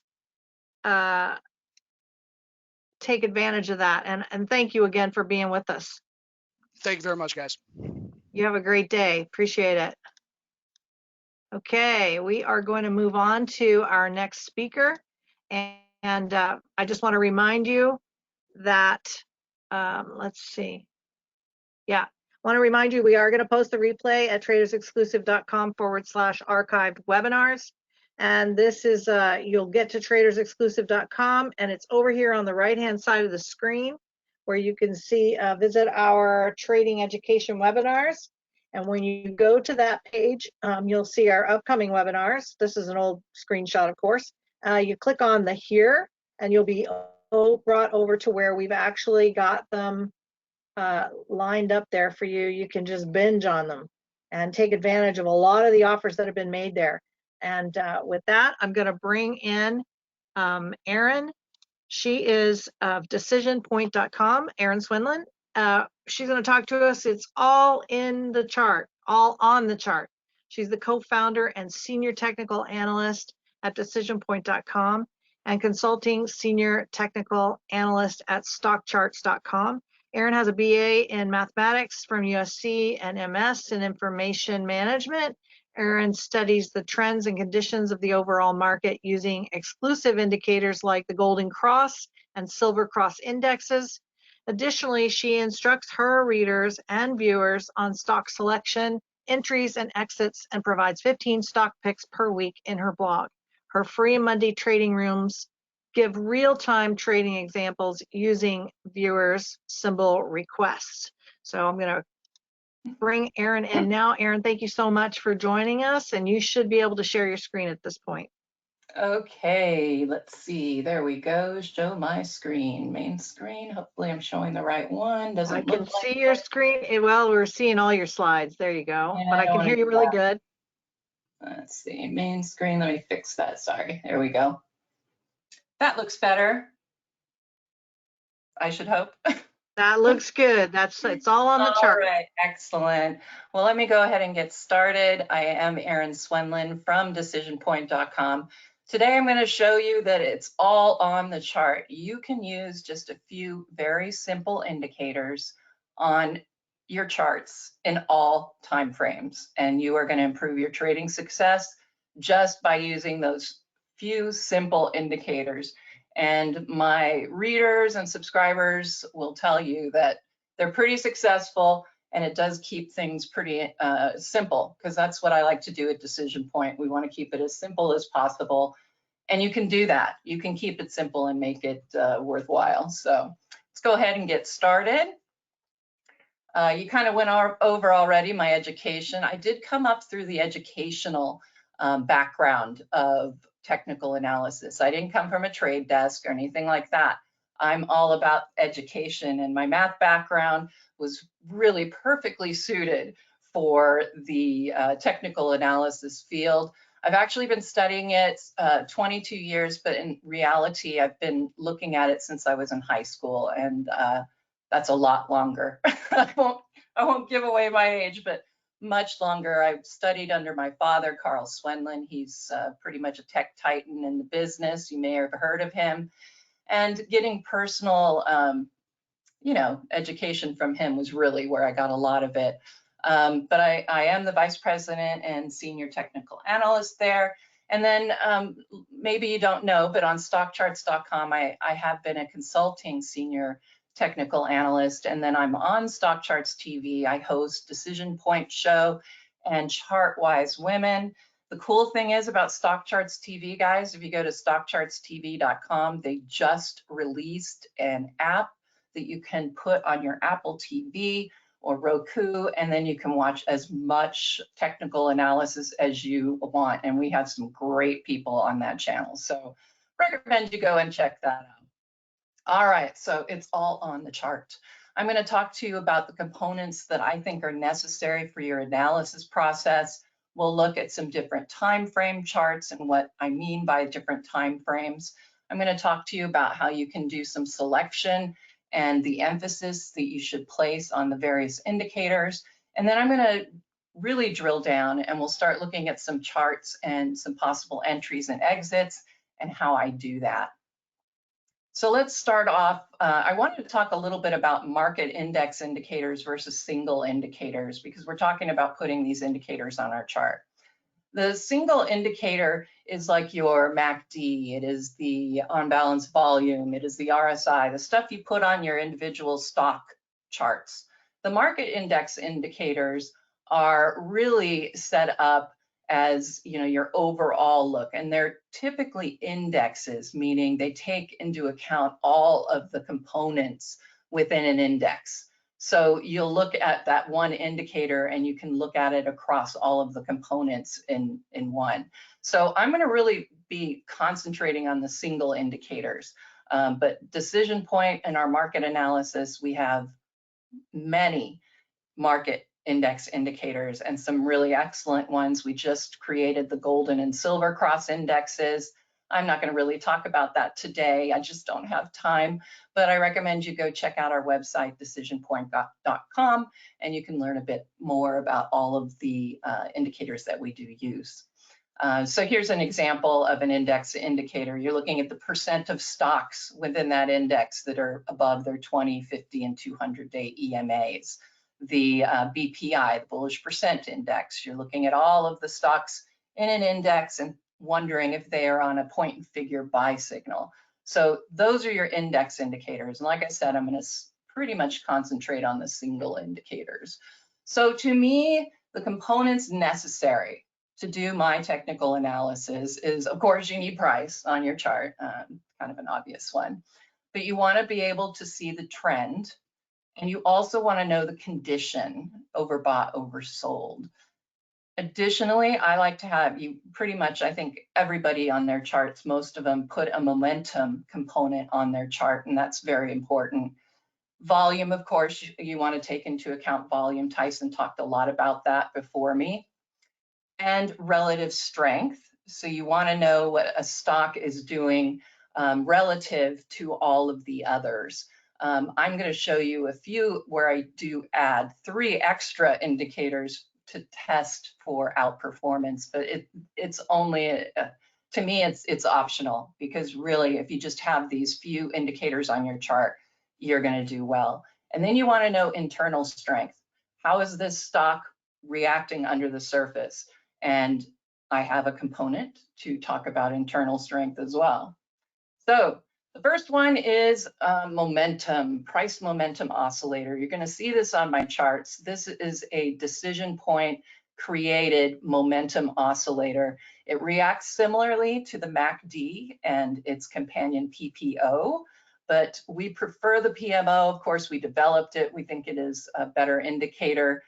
You know, you should try it on your charts and then you can come to that conclusion. But you can find the PMO on stockcharts.com. I think Optima might have the PMO in its software, but StockCharts really has it as an exclusively. They have the decision point indicators, so you're not really going to see those anywhere else really, except stockcharts.com. Recommend you check them out. So the trend model signals that I do, because then you want to do the trend. Trend is derived from the daily chart for me, my signals, and it's really just about moving averages. You really want to know all of those signals in all time frames. You want to know if the chart, you know, if there's a bullish bias in the long term, you know, whether the price is falling below certain moving average thresholds. Those are all important. So of course I have the EMAs on the chart. And I do prefer to use exponential moving averages. A lot of people use the simple moving averages. Exponential moving averages put the emphasis on the data that is near term. So it weights on that near term data. And so for me, with the types of, you know, analysis that I do, I'm going to be following that. So you want to know your momentum direction and the signals in all time frames. So which charts to follow, right? Depending on what kind of trader, we look at different charts. And so usually you start long-term regardless of what you're doing. You start with the longer term chart for your trade and move on in.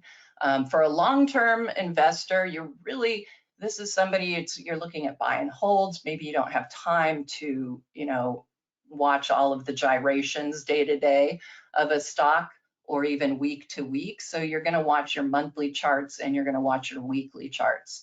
And then you go down to the daily charts. Like I said, start with the longer term and move on down. I think that the best part is, like I'm going to show you, is all of these indicators that I have that I'm showing you can be used on any of these charts. Intermediate term investing, you're looking mostly at weekly charts to daily charts. Short-term trading, you're going to probably concentrate on your daily chart and move to a minute chart. And then day trading, of course, for those who really like to get involved, you really will be working off of your minute and hourly charts. I like to time my entries and exits using those very short-term minute charts. I will be giving you quite a few examples. So like I said, with entries and exits, I use the same indicators that I use on a daily chart, I think -1. Same thresholds, I'm still looking for the same crossovers, I'm still looking for the same conditions on a minute chart versus a daily chart. Looks like I lost a little bit in there. So entries, I like to use that 5-minute candlestick, and exits, you can use the 5, 15, or 30-minute candlesticks, because honestly, when you're exiting, you're just looking for pretty much anything that turns negative on one of those minute charts. So, if your momentum starts to slip in a 5-minute chart, that's, you're going to want to sell, because at least for me, usually if I'm going to exit something, I'm just looking for anything that's going to be on that candlestick that tells me that I'm probably at the high for the day. Entries are a little more technical, and again, I'll share that with you. Selection and emphasis.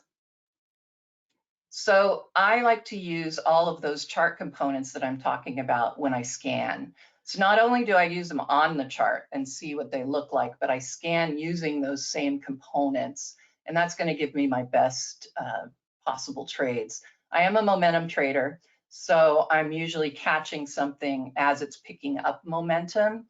I don't like to catch falling knives. I like to make sure a stock or whatever I'm investing in, an ETF, is making the turn already. I like to scan on middle of the road stock. This is a stock that maybe doesn't have the best momentum, or maybe relatively speaking, it's not quite as good of a performer, but I find that finding those middle of the road stocks that are starting to show some improvement in momentum will give you a very successful trade, because there's a lot more upside potential. And then I have a scan called Momentum Sleepers, where I basically speed up my momentum indicator, the PMO. I just change the components of it to be shorter term, and so I'm able to catch these momentum shifts early on that particular scan.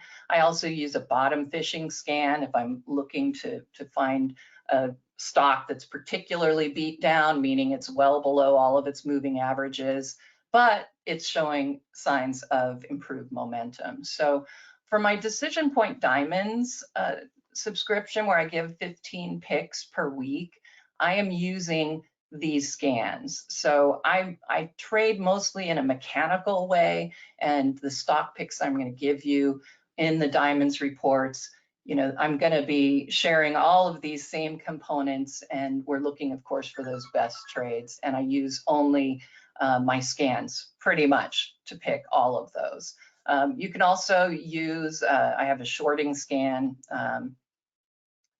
and you can do that, but I tend to not do that so much. So let's really get to the meat of this. Let's look at some charts here. See if I can get myself set up there. All right. Ooh, lots of charts here.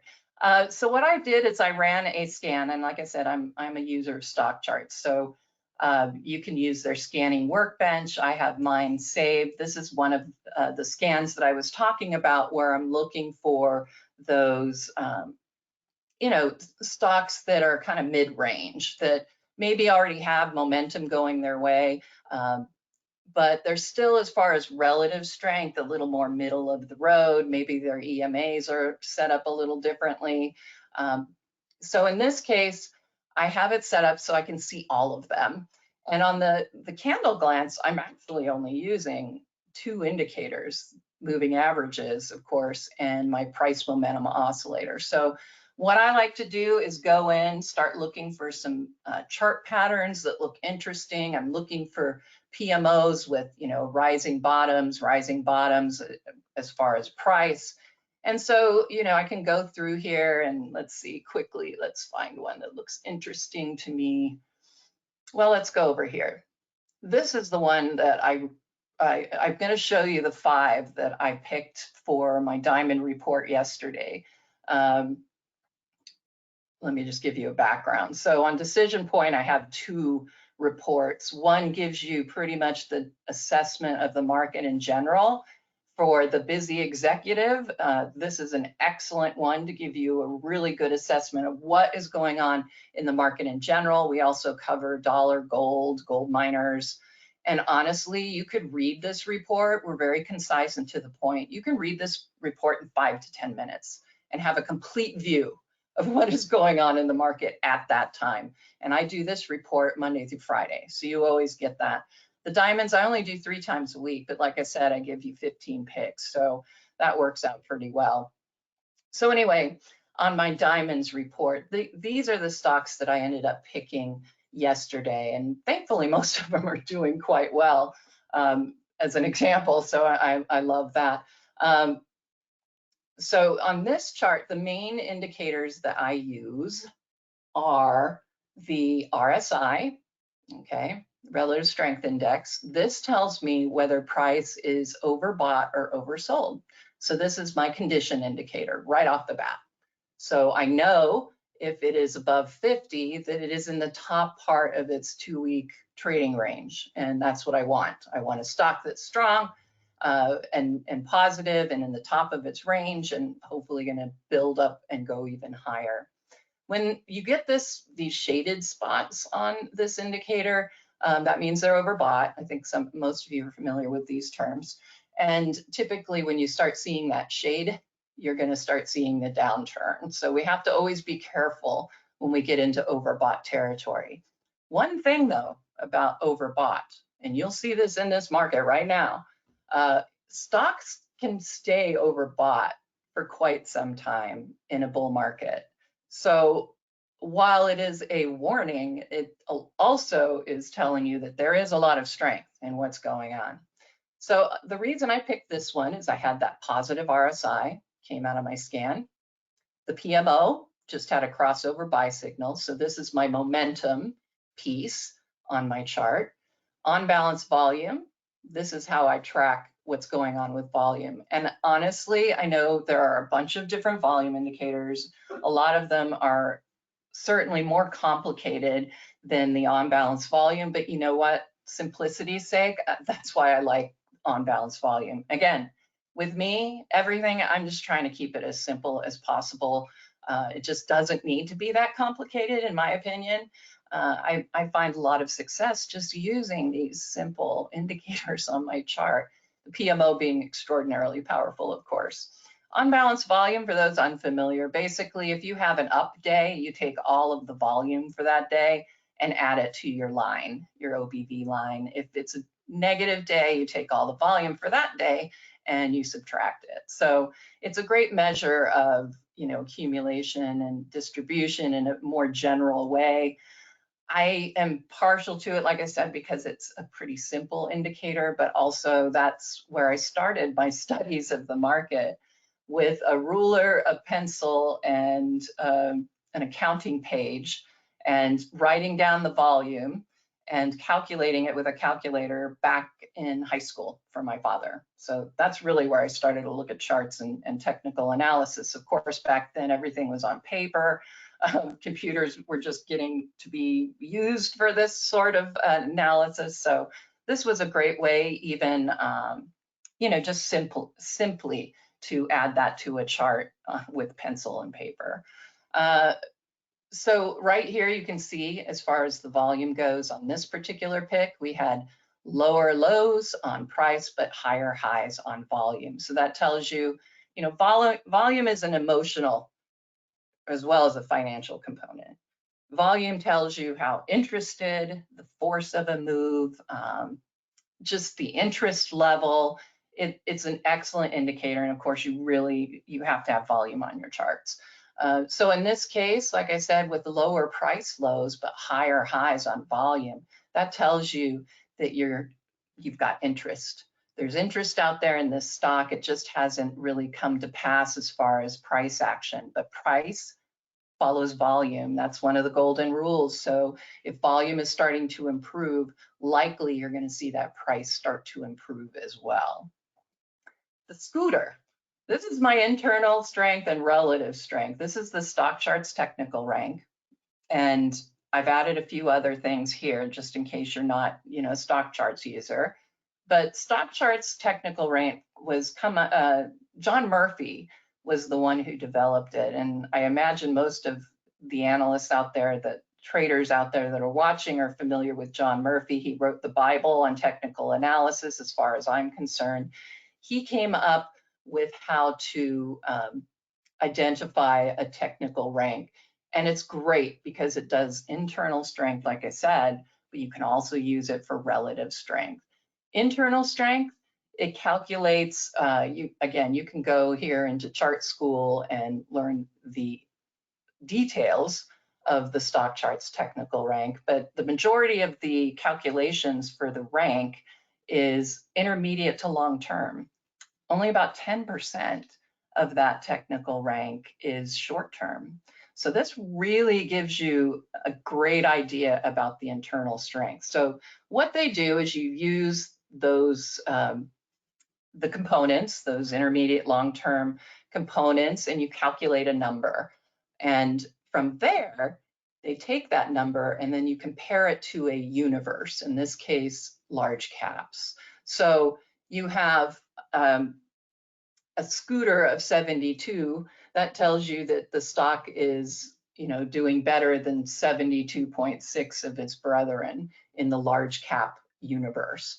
Most of the stocks on stock charts do include the stock charts technical rank. And you'll notice when I do this, I have this red line where the stock charts technical rank is, and it's at 75. I consider 75 or above the quote unquote hot zone for the scooter.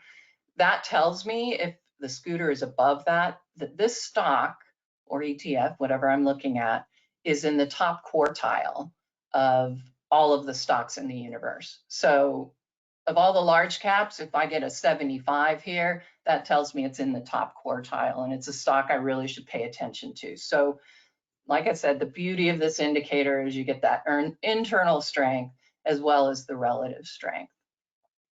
These are three that I've added recently, and it's just a different way of looking at the scooter, really, if you ask me. But again, since not everybody uses stock charts, I figured it'd be good to add this to my charts.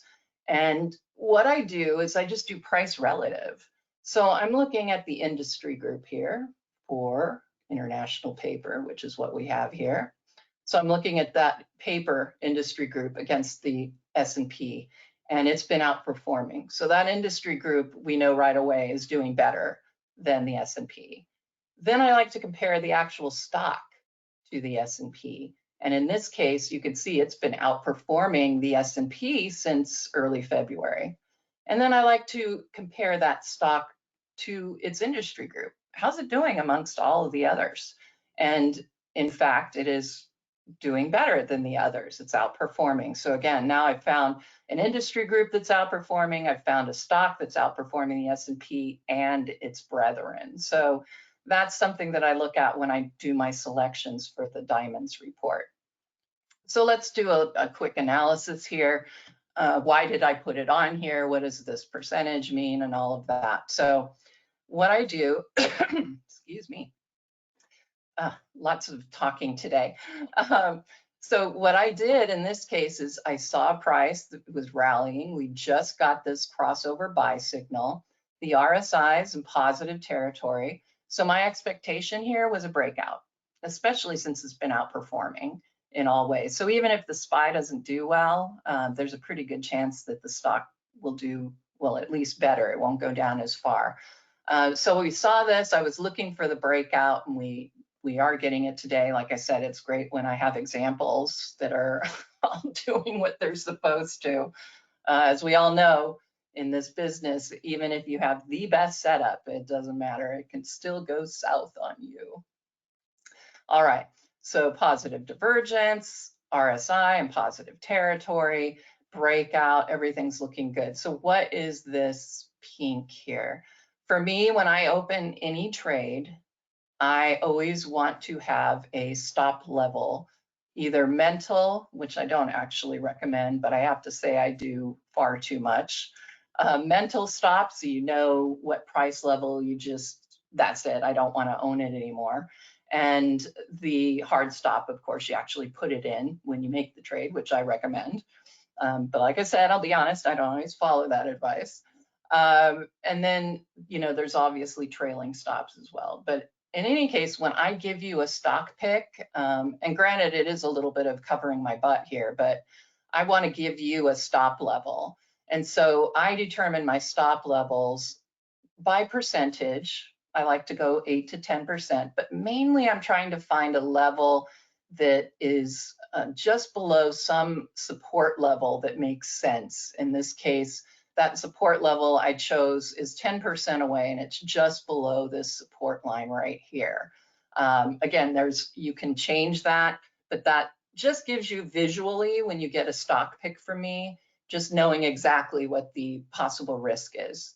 And then I look at the reward by looking at the weekly chart, try and determine what can I get out of this one. So on the weekly chart, RSI again, all on the chart. I use the RSI, I use the PMO, I use on balance volume. I don't use the scooter because that was on the daily chart, don't really need it for the weekly chart.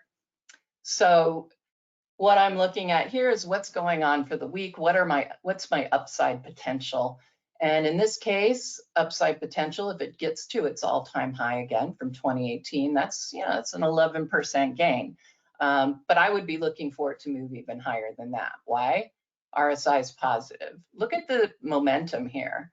We had the PMO, we got that sell signal, but we're already whipsawing back into a buy signal. So this particular trade looks good in not only that shorter term daily chart, but it also looks pretty good in the intermediate term. With diamonds, they're not all great intermediate term trades. Just tell you that right now. Most of my diamond subscribers are looking for something a little more short term, but I always include a weekly chart so that you know whether that one has some better potential maybe as an intermediate term trade. Again, time frames, I'm looking at a short-term trade will last me, probably about a week, maybe a few days, maybe 2 weeks in the short term. Intermediate term, I figure I'm going to hold it for at least a month. So that's an intermediate term trade to me. Long-term trades are pretty much my buy and holds, and I do have a few of those. Let's see here. So weekly chart looks good. You can see on balance volume is rising pretty nicely. Let's look at one of my others here from yesterday, and that is in the comm services sector. I love using this full quote, by the way. You can see the dividend and yield. It's an excellent way to get all the information you want. If you're with stock charts, all you have to do is click the full quote button, pretty easy.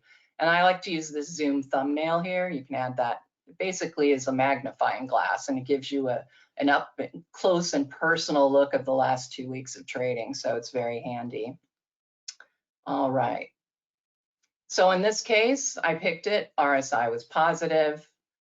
Look at the performance here. So this is an interesting one, right? Because the industry group itself isn't doing that great, but that's okay because this stock itself is doing just fine against the S&P, and it's doing very well amongst its peers, which makes sense to me if its peers are all pretty much doing what the S&P is.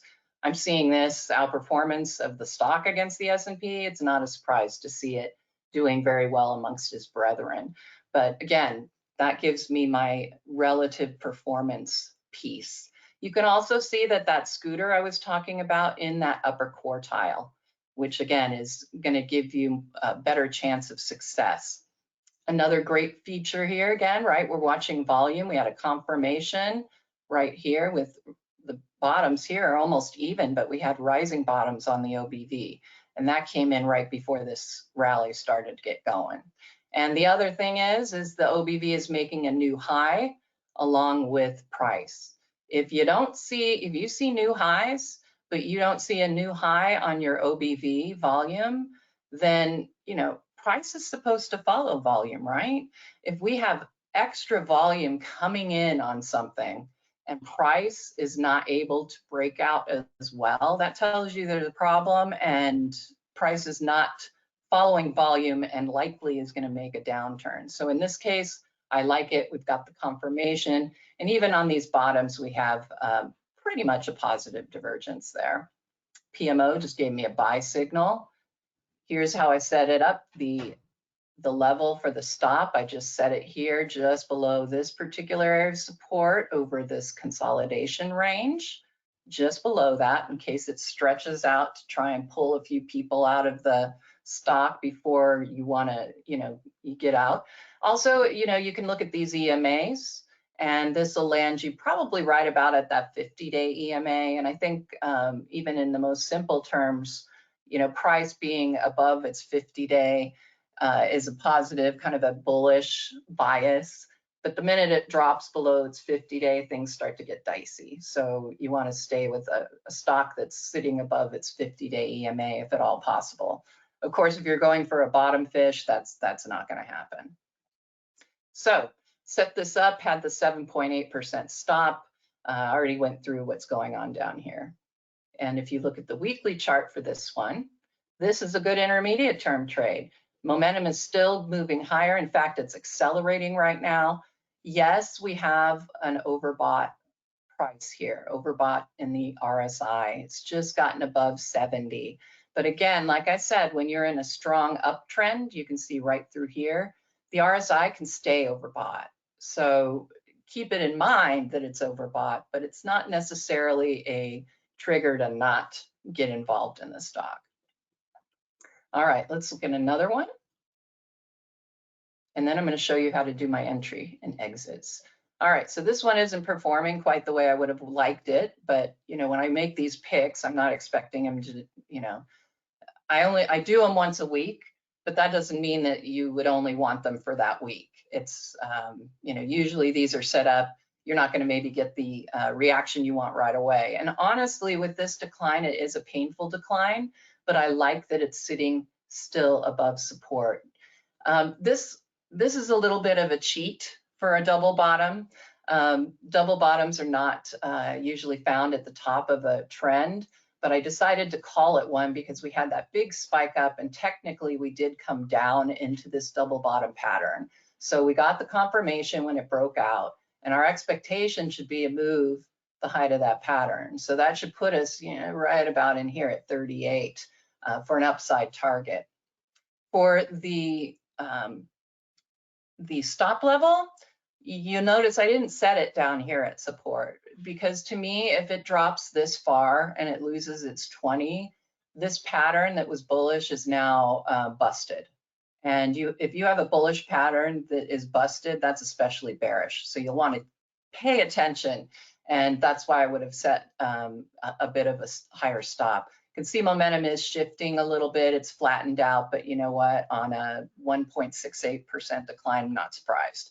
As far as volume goes, I'm not thrilled with the way the OBV is acting because it is right now confirming this downtrend that we're in. But again, overall, we had a lot of distribution here, and with the move up here, I would imagine we're going to start seeing more accumulation on that breakout. Here's another way to look at the performance. Not quite in that hot zone yet, but we're trying to catch the move a little bit early. The industry group, I'm not doing that great, but it's okay because I know that stock is performing better than the SPY, and I know that the stock is also performing very well against its brethren. All right, the weekly chart very quickly. And there you go. This is an excellent one, intermediate term, because you do have that buy signal. I love PMO is not overbought. We've seen a lot of those with the move out of the bear market lows. A lot of things have gotten overbought as far as the momentum indicators, etc. So it's especially encouraging when you see that the PMO is not overbought. And then, of course, you have positive RSI, and my upside potential is measured up to the high that we had, well, just a few weeks ago. So that's how I measure my upside potential. And again, now when you look at the OBV, this looks a lot more positive. We have rising bottoms, coming in on rising bottoms for price. Everything's looking pretty good here in the intermediate term. One more, and then I'm going to look very quickly at an entry and an exit for a few of these. This is actually a bearish descending triangle, and we got a breakout from it. Whenever I see a bearish pattern and it resolves in a bullish way, I find that extra bullish. So I'm definitely going to be considering a chart like this. You can see that we had the buy signal. We have outperformance going on here. Scooter not quite in the hot zone, but it's on its way. And today we're having a pretty decent day. The stop level I set down here at those lows, a 10% one. And like I said, a lot of times I'm just looking, I know for personal reasons, I mean, I prefer a stop between 8 and 10%. I don't use ATRs. I'm visual. I want to figure it out based on what it looks like on the chart. I want the support levels and those resistance levels. They're the most important. But I can use this tool and click and drag. And if you look over here on the left, you can see the percentages that are in play from that low. And so that's kind of how I look at it, and I determine that stop level. Again, you just don't have to make it that complicated for your investing. It's just, you just don't have to. You can certainly add other components, that you're familiar with, but these are the primary ones that you just have to have on those charts, those EMAs as well. All right, so let's go ahead and I'm going to pick out, let's look at international paper. And then I have on the left, I basically just opened another browser window. So over here, I'm going to put my 5-minute candle. And there's our daily chart of international paper. So let's say, ooh, breakout, I want to enter this. Well, how do I figure out what my entry should be? Again, I use the same things. I use the RSI, I use the PMO, and I use the OBV. Again, same indicators, all on the chart, all on the daily. You can see, again, you just carry them through. They're every bit as useful in all of these time frames. So what I'm looking for when I go for an entry is I want to see a positive crossover and I want to see a positive RSI. So the last buy point that came in was yesterday, right about here. The RSI was positive. I got a positive crossover on my PMO. So that was the buy point. Well, that would have turned out pretty good, to be honest. Another one kind of came in back here because you had the sell signal and then it turned back up. And that would have put you at about this price bar. So you've already made a better entry just by coming in and looking at this, because obviously you'd have caught most of this, this price rise. Now, as far as an exit, maybe I got in on this move here and I've decided that, I want to cut my loss. I mean, I want to preserve some of my gain, maybe sell half of my position. And so I'm looking for a way to time my exit. And like I said, for me, when I'm coming to a chart to exit, I'm really just looking for anything that looks pretty negative. So for me, a PMO turning down might be my signal to sell. But definitely when I get the crossover sell signal on that PMO, that's definitely where I want to sell. It doesn't matter what the RSI is necessarily, again, unless you're really trying to just eke out maybe a little more gain. But I get a sell signal, that's usually my time to bail. And as you can see, that turned out to be a pretty good one. And let's look very quickly at one more, and then I'll finish up here. Oops, not that one. So let's say we like IPG. So let's go over here and see what our entries and exits look like on that one. Now, what I'm doing right now is exactly what I do in my free trading room. I do one every Monday. They're free and recurring. You sign up once and you can get in every week. And I basically do exactly what we're doing now, only I'm going to go over your symbols and maybe throw in some that look interesting to me. So you'll get real time, what's this doing? Now this one's very interesting, right? So we already know we like it, we want to buy it. We come to the chart here, and the buy point, of course, would have been originally, you know, pretty close to the close yesterday, or right on the open. But for me, I'm on the West Coast. I'm not up. I'm generally not looking at my charts on the open. That's just, I just don't. So anyway, I would have come in here and I'd be like, I can't really get in. And, you know, so I'd be watching. You can see over here, we did get a buy signal on that PMO, and we had a positive RSI. So that could have been a buy point back here. Right now, we're getting a new one. There's our crossover, a positive RSI. So the next buy point is right here. And that was pretty much where we are right now. May not look so great today on the chart, but you know, if you get in near a close like we saw here and it continues higher, you're going to be just fine. The main thing is you want to make sure that when you get in, you're setting yourself up for success by having the price in the right place on the RSI and the price doing well as far as the PMO goes. All right, let's see my time. Yep, let's switch on back. So I was talking about my free trading room. Would love to have you come in. You can check out what I do. I want to teach you. I'm an educator. That's kind of my primary thing. So you can come in there. You can find, I'll send you all that information if you sign up for our free newsletter. And by signing up for the free newsletter, I also send you all the free material, the show recordings that I've done, free blog that I write, etc. So excellent to sign up for. But today I have a special for everybody. If you want to just try us out for 2 weeks, you can use a coupon code DP trial number 2. And if you want to just get in and dive in, you can save 20% this month. I'm going to run it till the end of March. If you use March 2021, you'll get 20% off our subscriptions.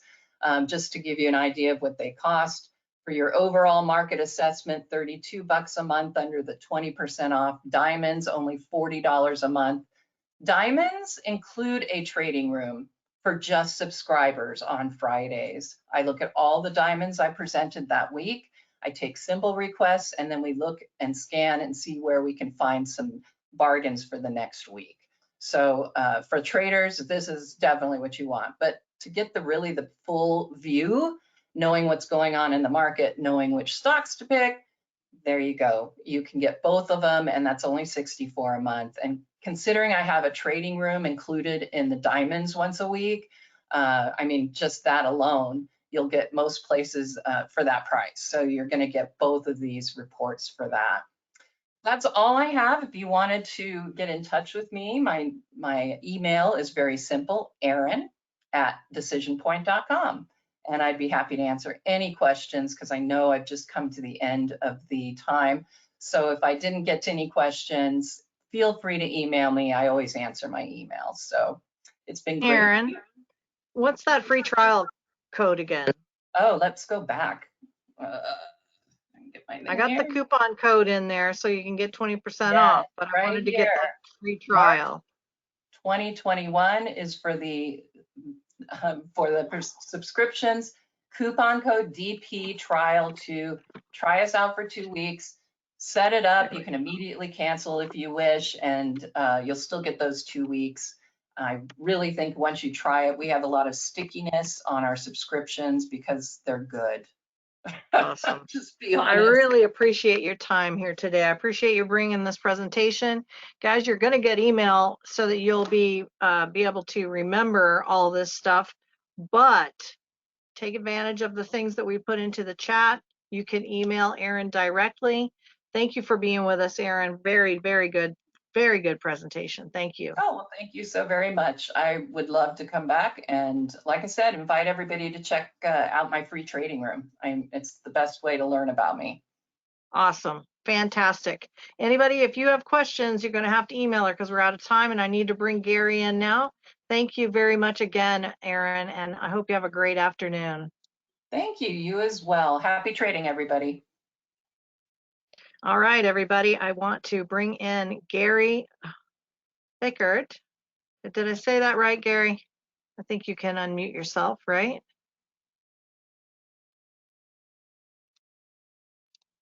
Okay, there you go. Did I say your last name right? Can you hear me fine? Yes. Fantastic. Yeah, sorry, I couldn't unmute myself, so I appreciate you doing that.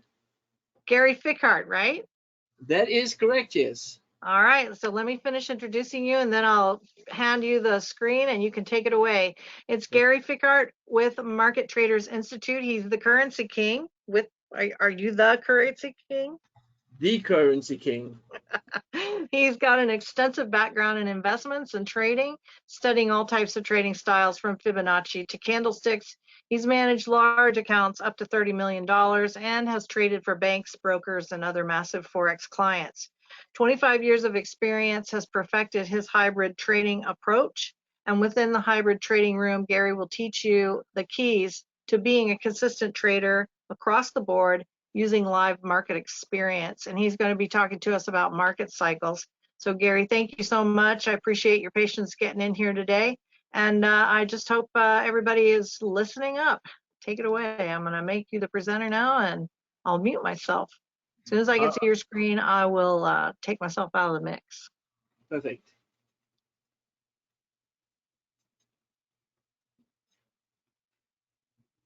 You should be able to share now. There we you go. go. There we go. All right. Good stuff. Well, good afternoon, everyone. And I know it's been a long few hours, so I'm going to get to the details and make sure that it is as interesting as possible, because most importantly is as a trader, the most important thing as a trader is we have to identify direction. But not only do we have to identify direction, but we also have to understand where we are trading, what environment we are trading. And so market cycles really helps us to identify exactly where we are inside the market trends, to identify where the opportunities are. And so today I'm going to go ahead and talk about that. And I'm going to show you a couple of examples of exactly what that looks like. So this is going to be real interesting.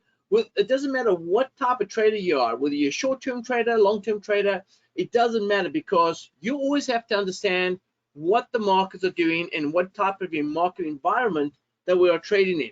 All right, so with that being said, I'm going to go ahead and pop up my camera right here. I like to get a quick look at everyone as they can look at me. And so we're going to go into the details and just go into what market cycles are and what is it in what is it in detail.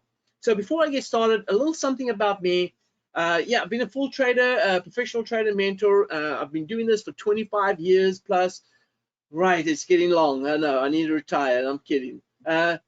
Traded tens of millions of dollars for investors. Trained thousands, tens of thousands of investors to how to trade the Forex market.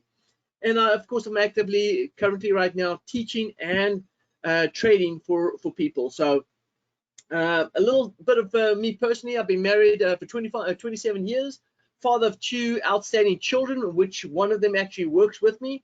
I'm an Air Force veteran, love to travel. And if you play golf, this will be interesting. I caddied my brother. My brother's on the European tour. He's been on the European tour for 25 years. I love golf. I've actually caddied his bag at the British Open as well. Actually, sorry, at the Open, right? That's how we say it. The Open in 2000, and I carried his bag at the US Open in 2007. That was an absolute privilege to do that. So I was excited about that. And I absolutely love tiramisu. We actually traveled to Italy a couple of years ago before the COVID hit, and found tiramisu. And since then, I'm a total lover of tiramisu. So let's talk about market cycles. Market cycles come when you think of market cycles. What comes to your mind when you think about market cycles? Well, what comes to my mind is something that is consistent, repetitive.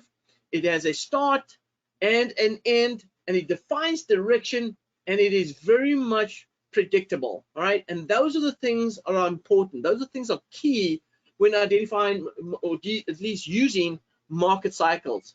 So when we go into this, we have to understand that these market cycles create, or at least that we can create ABCD swings from these market cycles.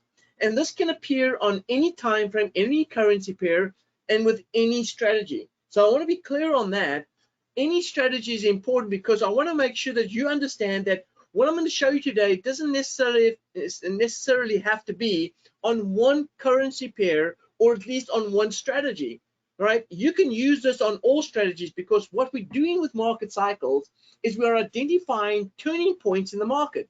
And when we do that, then you can use any strategy to be able to trade these turning points in that direction. And that is important right there. So take a moment right now. Just take a moment right now and think about your own trading, all right? And think about how many times you were right but wrong. You traded in the right direction, but you were wrong based on price, or your stop loss is in a very, or at least a wrong level, right? So you traded in the right direction, but you didn't get in at the right price, and your stop loss was at the wrong area, all right? Resulting in multiple losses. Look here, when I first started trading, the one thing that I struggled with is getting in at the right time. Timing was important, right? Knowing exactly when the timing was right, that was important.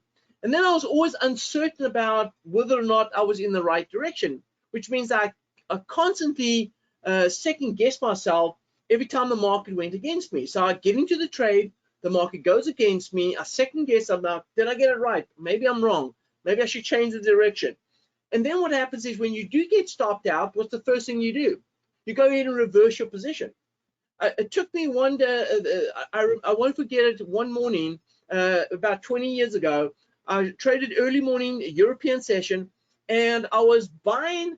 Eventually, I get stopped out. I was selling, then I get stopped out. I was buying, I got stopped out. By the time I ended the morning, the market really didn't go anywhere, and I ended up losing like $50,000 in just a short period of time. And when I look at this, when I look back, I say, you know what? If I just stayed with my original entry point, I would have been at break even or a little bit in the money. I wouldn't have taken all of these losses.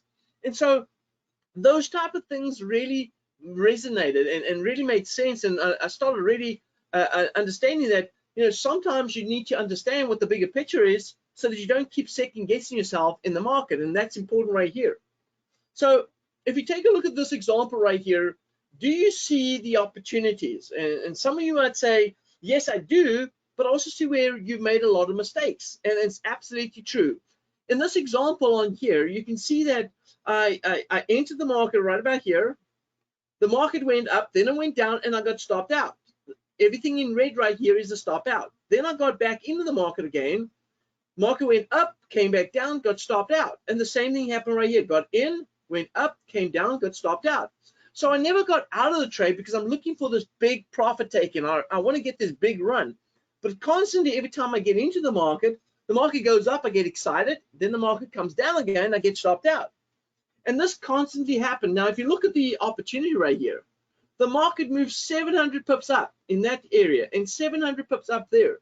But what happened with me is I kept on getting into trades, had my stop loss in the wrong place, and even my entry points were a little late. So I was getting in late on my entry point. I had my stop loss at the wrong place, and that caused these multiple losses. And guess what? Throughout this whole period, the market did go in the right direction. So I got the direction right, but I never got my entry right, and I never got my stop right. And I kept on second guessing myself because I didn't understand what the bigger picture is telling me, right? I had no confidence in the bigger picture. And so this is important, right? It's important to understand what the bigger picture looks like. Here's another example of a trader getting in right here, buying long, placing their stop loss down below the lows of the market, and the market going ahead and popping you out. They're going ahead and just dropping below that level, stopping you out, and you don't know why, right? So automatically you're thinking, okay, if price is going to take out lows, then instead of an uptrend, we're probably in a downtrend. So what's the first reaction? First reaction is go ahead and reverse the position. And so you go ahead and you start selling the market and you head south, and only for the market to come back up again and go ahead and stop you out again. Then you get so nervous, you've lost twice in a row, you're getting nervous, you second second guessing yourself. And so what happens? Traders stand aside. You stand aside, you say, well, let me see what happens, because clearly the market's unsure what's going on. But what was unsure is that you didn't know what the market was doing in the overall picture. You didn't understand the market environment you're trading. And so the market takes off and you miss out on a 600 pip opportunity only because that you did not know the overall picture. You didn't know what the overall direction was. And the worst of it is your first trade was in the right direction, but you didn't know that because you didn't understand market direction.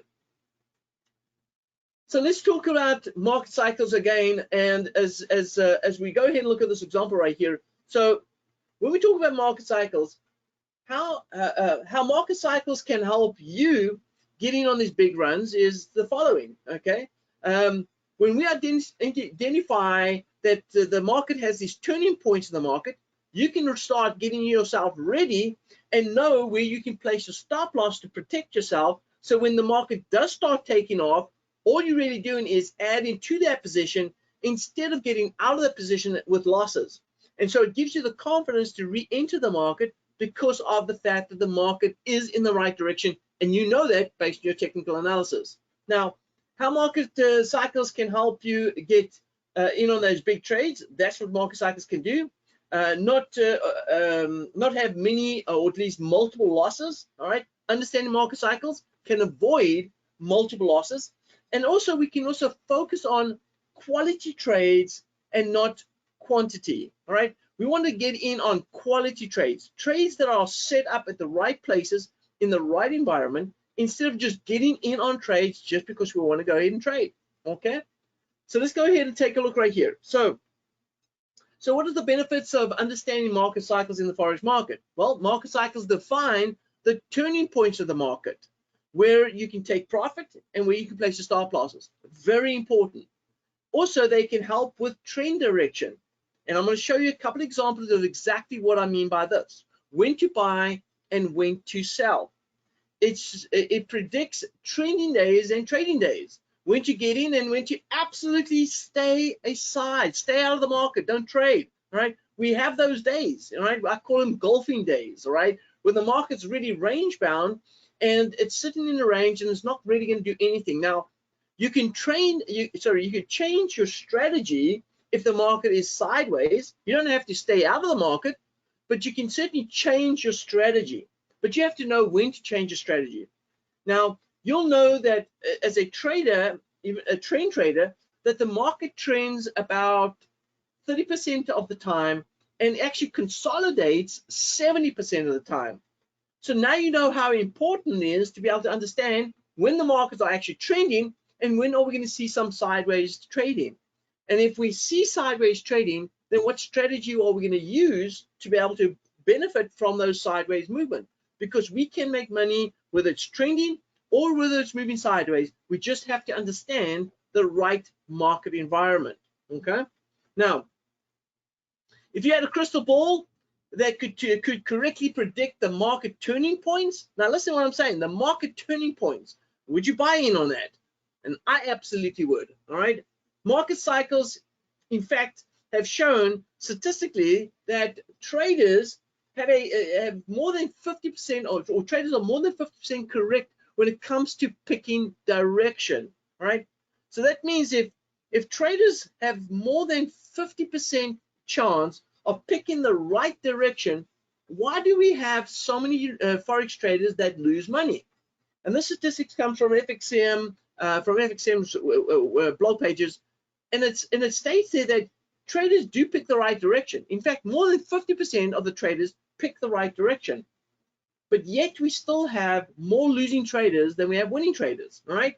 Why is that? Well, traders do fail because of this reason. They do not understand, they do not know, and nor do they understand market wave behavior, right? And this creates fear, uncertainty, confusion, lack of faith in the methodology or strategy. And so what all of these things that we just spoke about right here is what stops a trader from being successful, right? It's not just about the strategy. It's about knowing everything about the market and understanding the environment that you're trading. Now, Let's talk about understanding market cycles. What is market cycles? Well, if you have come across Elliott wave, it's very similar to Elliott wave, except I've made it very, very simple. All right. Elliott wave does create market cycles, or Elliott wave is market cycles. But what I've done is I've created a very simple concept. In fact, in my trading room, the hybrid trading room, we use what I like to call a hybrid trading approach. Now, a hybrid trading approach means that we're using technical analysis to be able to identify market environment. And then what we're going to do is we're going to use automation to actually trade it in that direction. Because I don't know about you, but I don't like sitting in front of the computer day in, day out, every day, staring at the screen, looking for opportunities. I like to use automation to be able to get me into the trades once I've identified the directional buyers, which means that we use market cycles to be able to identify the directional buyers, and then we go ahead and deploy automation in that direction, so that the automation does all the heavy lifting, it does all the trading, do the early morning trades. We don't have to sit at our computer day in, day out watching that opportunity or looking for the opportunity, right? Now, market cycles have eight wave structures, all right? And how it works is very simple. We have a wave, which you call wave 1, wave 2, wave 3, wave 4, and wave 5 down here. So we have a 5-wave structure that is normally an impulse wave, which means that is the trend. That's what the trend consists of. Then we have, after we've completed this 5-wave structure, and I talk about this a lot of times in my trading room, and we identify this. Once we have this 5-wave structure, then we look for the market to start its correction sequence, and it is in a 3-wave pattern. So we have a 5-wave pattern in a trend sequence, and then we have a correction pattern in a 3-wave sequence.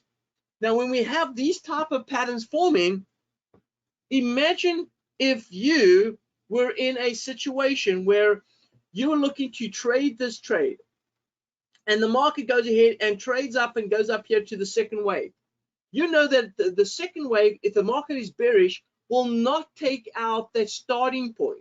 So you know that the starting point right here, if you're going to place your stop loss right here, you're going to be absolutely safe if the market remains in that trend. So once we identify that this is a trend, a bearish trend, we know that when the market moves up to this level right here, we can start looking to sell, and we know it's going to go down to this level right here. And when it comes up to this level, guess what?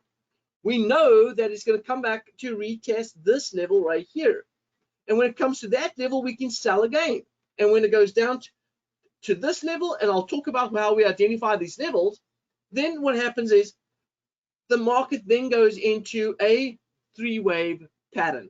Listen, traders, these are the turning points that we are looking for. It's not that complicated. I can make this a lot more complicated, but to simplify it right now, this is what we're looking at. We're looking at market cycles in a 5-wave trend sequence and in a 3-wave correction sequence, which is a retracement sequence, right? Okay. Now, let's go ahead and take a look right here at the impulse sequence, which this is a trend sequence. Here we go. We have, and look how the market moves. And this is really interesting. The market moves down, then it corrects, right? Then it moves down, then it corrects. Then it moves down. Guess what it does after that? Then it comes after the 5th wave. It has a larger correction move. And the reason why it has a larger correction move is because now we're starting a bigger market cycle. So let me say this. We have cycles within cycles within cycles, which means that one small cycle, or at least one cycle right here, let's take this cycle as an example right here. This is an AB move. But what happens is inside here, we have subcycles, something like this. And then we have a correction sequence. Then we have a subcycle. You see how it goes like this? Then it has a correction move. Then it has a subcycle. And so this goes, this price action moves in a 5-wave subcycle, then it goes 3 waves back. 5-wave subcycle down bearish, 3 waves back. And it keeps doing this, and this is why I say we have cycles within cycles within cycles. And that's what makes this is what makes this so interesting. All right. So let's take a look now. Now, this can happen in any market, stock market, currency market, even cryptos. Are you kidding me? Cryptos. We've identified that when Bitcoin hit 52, it was going to start looking for a correction move. It spiked up a little higher to 57, 58,000, but then it turned around and head back down south. We predicted that. We knew that when Bitcoin broke through a certain level at around about 9,000, we knew where the next level is going to go to. Ethereum. When Ethereum dropped back about 6 months ago and dropped and it was trading around about $330, we knew that it's time to get in and start buying because we anticipated where the next move is going to be. Ethereum moved from 330 within 6 months and it went all the way up to 2,000. We saw that based on market cycles. All right, let's go ahead and take a look at the impulse wave. So this is the impulse wave. This is the correction wave, right? So that's the sequence. ABC is the correction wave. All right, let's go ahead and take a look at it right here. Time frames and relationships regarding time frames. This is so important, right? It's important to understand that the larger time frames, and you've probably heard this phrase before, the larger time frames control the smaller time frames. But I always like to add a little kick to it. I always say that, but the smaller time frames, they confirm the larger time frames turning points. All right, so let me say that again. The larger time frames control the smaller time frame, but it is the smaller time frames that confirm the turning points in the larger time frames. And the reason why I say that is because we have subwaves inside larger waves. All right, we have subwaves in larger waves, and those subwaves can identify where the market's going to turn based off the larger picture. Okay, hopefully everyone's keeping up with me right here and understanding exactly where I'm going with this, and we're going to get into some charts in a moment right now. So take a look right here. Here we have a market cycle right here. Here in the orange is the largest cycle. But then inside here, you can see that we have a green subcycle, and then we have a blue subcycle, or at least, should I say, sub-subcycle. So we have cycles within cycles within cycles. All right. Now, what I do in my trading room, I really pay attention to more the long-term cycle. I may go into maybe the medium-term cycle, but I won't go into the short-term cycle. So I won't break it down that much. I really want to just get the turning points because I like to trade off a 1 hour time frame. Sometimes go to the 15-minute time frame, but 1 hour time frame is primarily my time frame that I would like to focus on because it offers me the best opportunity. But what I do is I do look at the daily time frame, and the daily time frame identifies that bigger picture for me, identifies the turning points for me. And we're going to go ahead and show you what that looks like in a moment. Okay. All right. So there we go. Here's another example of the larger time frames controlling the smaller time frames, and how the smaller time frames helps us to identify when we're going to have these turning points. You see right here, without this this green sub-cycle right here, I wouldn't know where my third wave on the largest swing is going to be. So the sub-cycle identified where the third wave of the largest swing is going to be, giving me the turning point on the larger time frame. All right, and that explains that. Okay, now again, I'm going to ask you this question again, and I'll probably ask you a couple of times today. If you had a crystal ball that could correctly predict the market turning points, would you buy in on that? And the answer should be yes, absolutely you would, right? If you could get a crystal ball that could tell you where the turning points are going to be, you should buy into that. So buying into the market cycles is absolutely a thing. All right, now take a look at this chart. This chart is just pure price action right here. Now, can you spatially see, I'm struggling with that word, but could you spaciously see the turning points in the market right now? All right, could you see that right now on the chart? Well, if you can't, let me go ahead and throw some in here. Take a look right here. Now I'm going to flip it back. All right, now check this out. There it is there. Here is wave 1, 2, 3, 4, and 5. So which means, traders, all right, when the market goes ahead and turns right here, you want to go ahead and sell.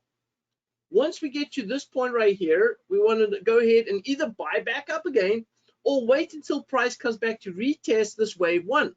When it comes back to wave one, guess what?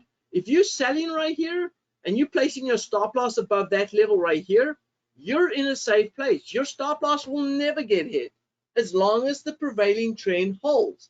And that's the important part of market cycles, okay? And then we know that price is going to fall to a certain level and we can look to get the heck out of Dodge and trade something else, all right?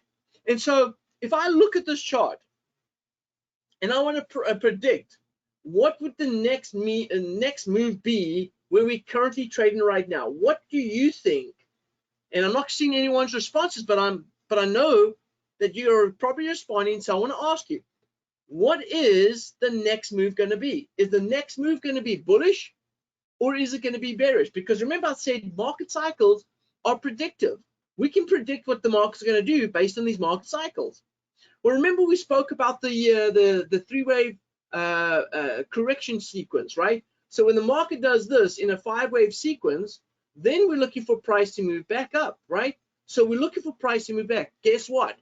Price always looks to chase after in a correction sequence the 4th wave high right here. So we know that price is going to chase after that level and chase after the 4th wave high. Check this out. Price goes up, takes out the 4th wave high, exactly what we're anticipated, and that completes that market cycle. And so what happens is then we look for the bigger market cycle right here. Let's look at a couple more examples. Okay, let's show you some turning points that are key for huge profits on a 1-hour time frame on an Aussie JPY setup. Check this out. On this Aussie JPY setup right here, if you look at the chart right here, here is a 500 pip opportunity on wave 1. Then wave 2 offered us a 1,000 pip opportunity. Wave 4 to 5 offered us a 900 pip opportunity. And then of course we had the correction. All right. So this is what we do. Let's take a look at a couple of more examples. Here we have another chart on the Euro Canadian weekly time frame. This wave 1 offered us about a 2,000 pip opportunity. Wave 2 to 3 offered us a 4,500 pip opportunity. And then wave 4 to 5 offered us a 2,500 pip opportunity. Now, I don't want to go ahead and make things look like, oh, this is so fantastic, and you're going to pick up all of those pips, right? But what I am saying right here is this is the opportunity. A 4,500 pips is the opportunity. But how do we take profit from that? Now, I'm not going to say that you're going to go ahead and grab all 4,500 pips, but if you can grab 2,000 or 3,000 of that, that would be certainly a big difference. All right. All right, check this out. Here's the pound Aussie dollar weekly time frame. Same thing. Here we have the market moving down, offering us a pullback to wave 2. From wave 2 to wave 3, it offers a 2,600 opportunity. From wave 4 to wave 5, we got a 3,000 pip opportunity. All of these things by understanding the waves. Look here, when you see the market creating these waves, you have to start identifying, hey, what is my opportunity?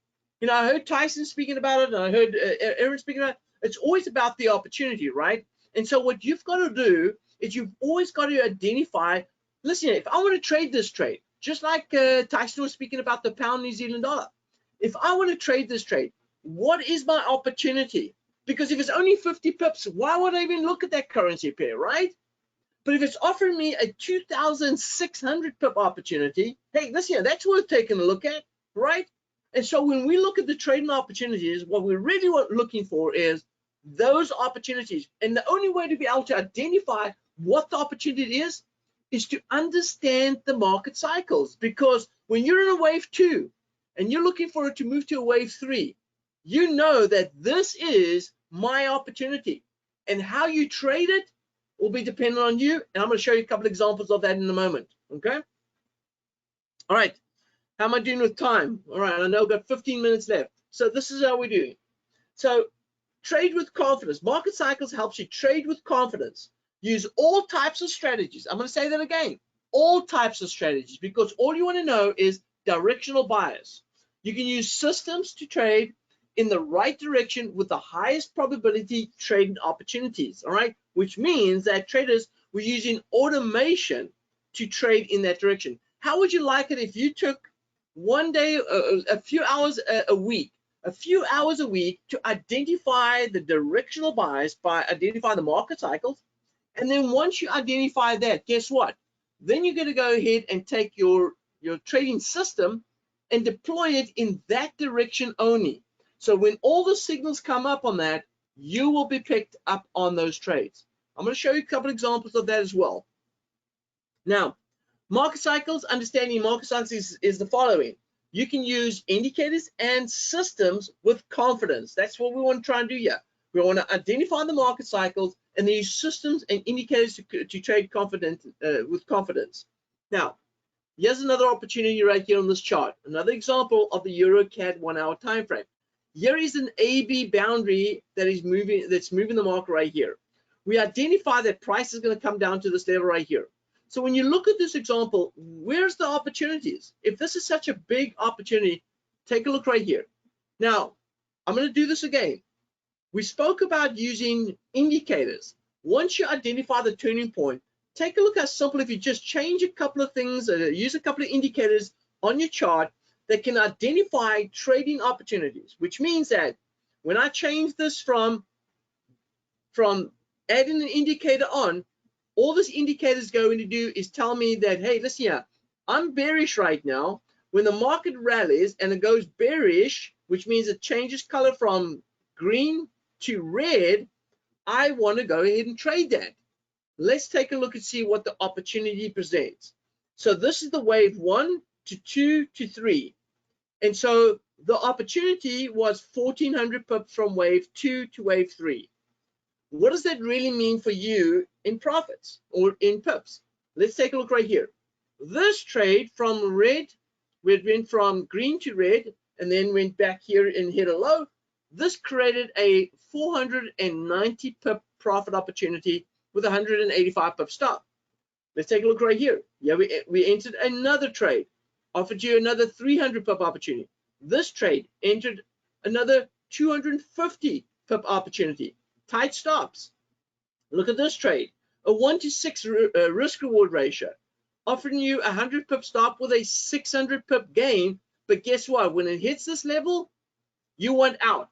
And the reason why you want out on that is because now you know that the market has got to the third wave, and now we're expecting a correction to the fourth wave, right? So now you've taken your profit, you've accumulated them, and what does it all work out to? Well, take a look right here. All of those trades, instead of picking up 1,400 pips on this one move, if you entered multiple times by using different indicators, you managed to pick up a 1,640 pip opportunity rather than the 1,400 pips that was offered on that whole opportunity right there. So although from the top to the bottom it was 1,400 pips, by getting in on multiple entry points, you managed to pick up 1,600 pips instead of the 1,400 pips. Just making adjustments to your strategy that you can allow to do that. Now, market cycles help you, or at least understanding market cycles, help remove the fear factor. It brings clarity to uncertainty. It converts confusion into decision, and it builds faith into your methodology. And the conclusion of this is consistent profits, right? Consistent profits. Now, I've asked you this question before. If you had a crystal ball, that could correctly predict the market turning points, would you buy in? Hopefully what I've just showed you today is resonating and making sense to you. Now, I have a trading room. My trading room is on a Tuesday, Wednesday, and Thursday. We're from 10 o'clock in the morning to 12 o'clock in the afternoon. We go through 28 currency pairs. We do this every single week. We identify the market direction. We talk about the trade opportunity in live market, live trades, and we do this every single day. Tuesday, Wednesday, and Thursday. Now, with the hybrid trading room, you can get in. I'm going to get into these details in a little moment. I want to go to the live chart right now and talk to you about the live market setups. so I can show you what it looks like in the live market so that you can see what it looks like better. But if you're interested in getting to my hybrid trading room and learning more about trading opportunities using market cycles and a whole bunch of other things that I'm going to show you in a moment, all right, and I'm going to save the best for last, so stick around. But if you're interested, there's the number below, 407-585-2409. Now let's go into a couple of things here. First thing, number one, let's go into what the chart looks like. Here's the dollar index. Anyone interested in dollar index? Anyone wants to know what the dollar index is going to do? Well, if you look at the chart right here, it doesn't tell you much, all right? But when we go ahead and incorporate some cycles and market cycles in here, it's going to tell us a whole bunch, all right? And this is what it's telling me. It's telling me that we had, look at this right here. We had a wave 1 right here. I'm going to go ahead and mark it off. Here it is, wave 1. We had a wave 2 up here. Then we had the internal structure right here. See the internal structure? This internal structure confirmed I had my wave 3 down here. Then we had a retracement move to a wave 4.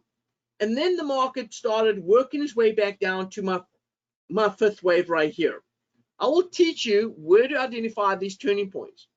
But once we've hit this 5th wave, what are we anticipating now? What is the expectation on the dollar index? What do we expect the dollar to do?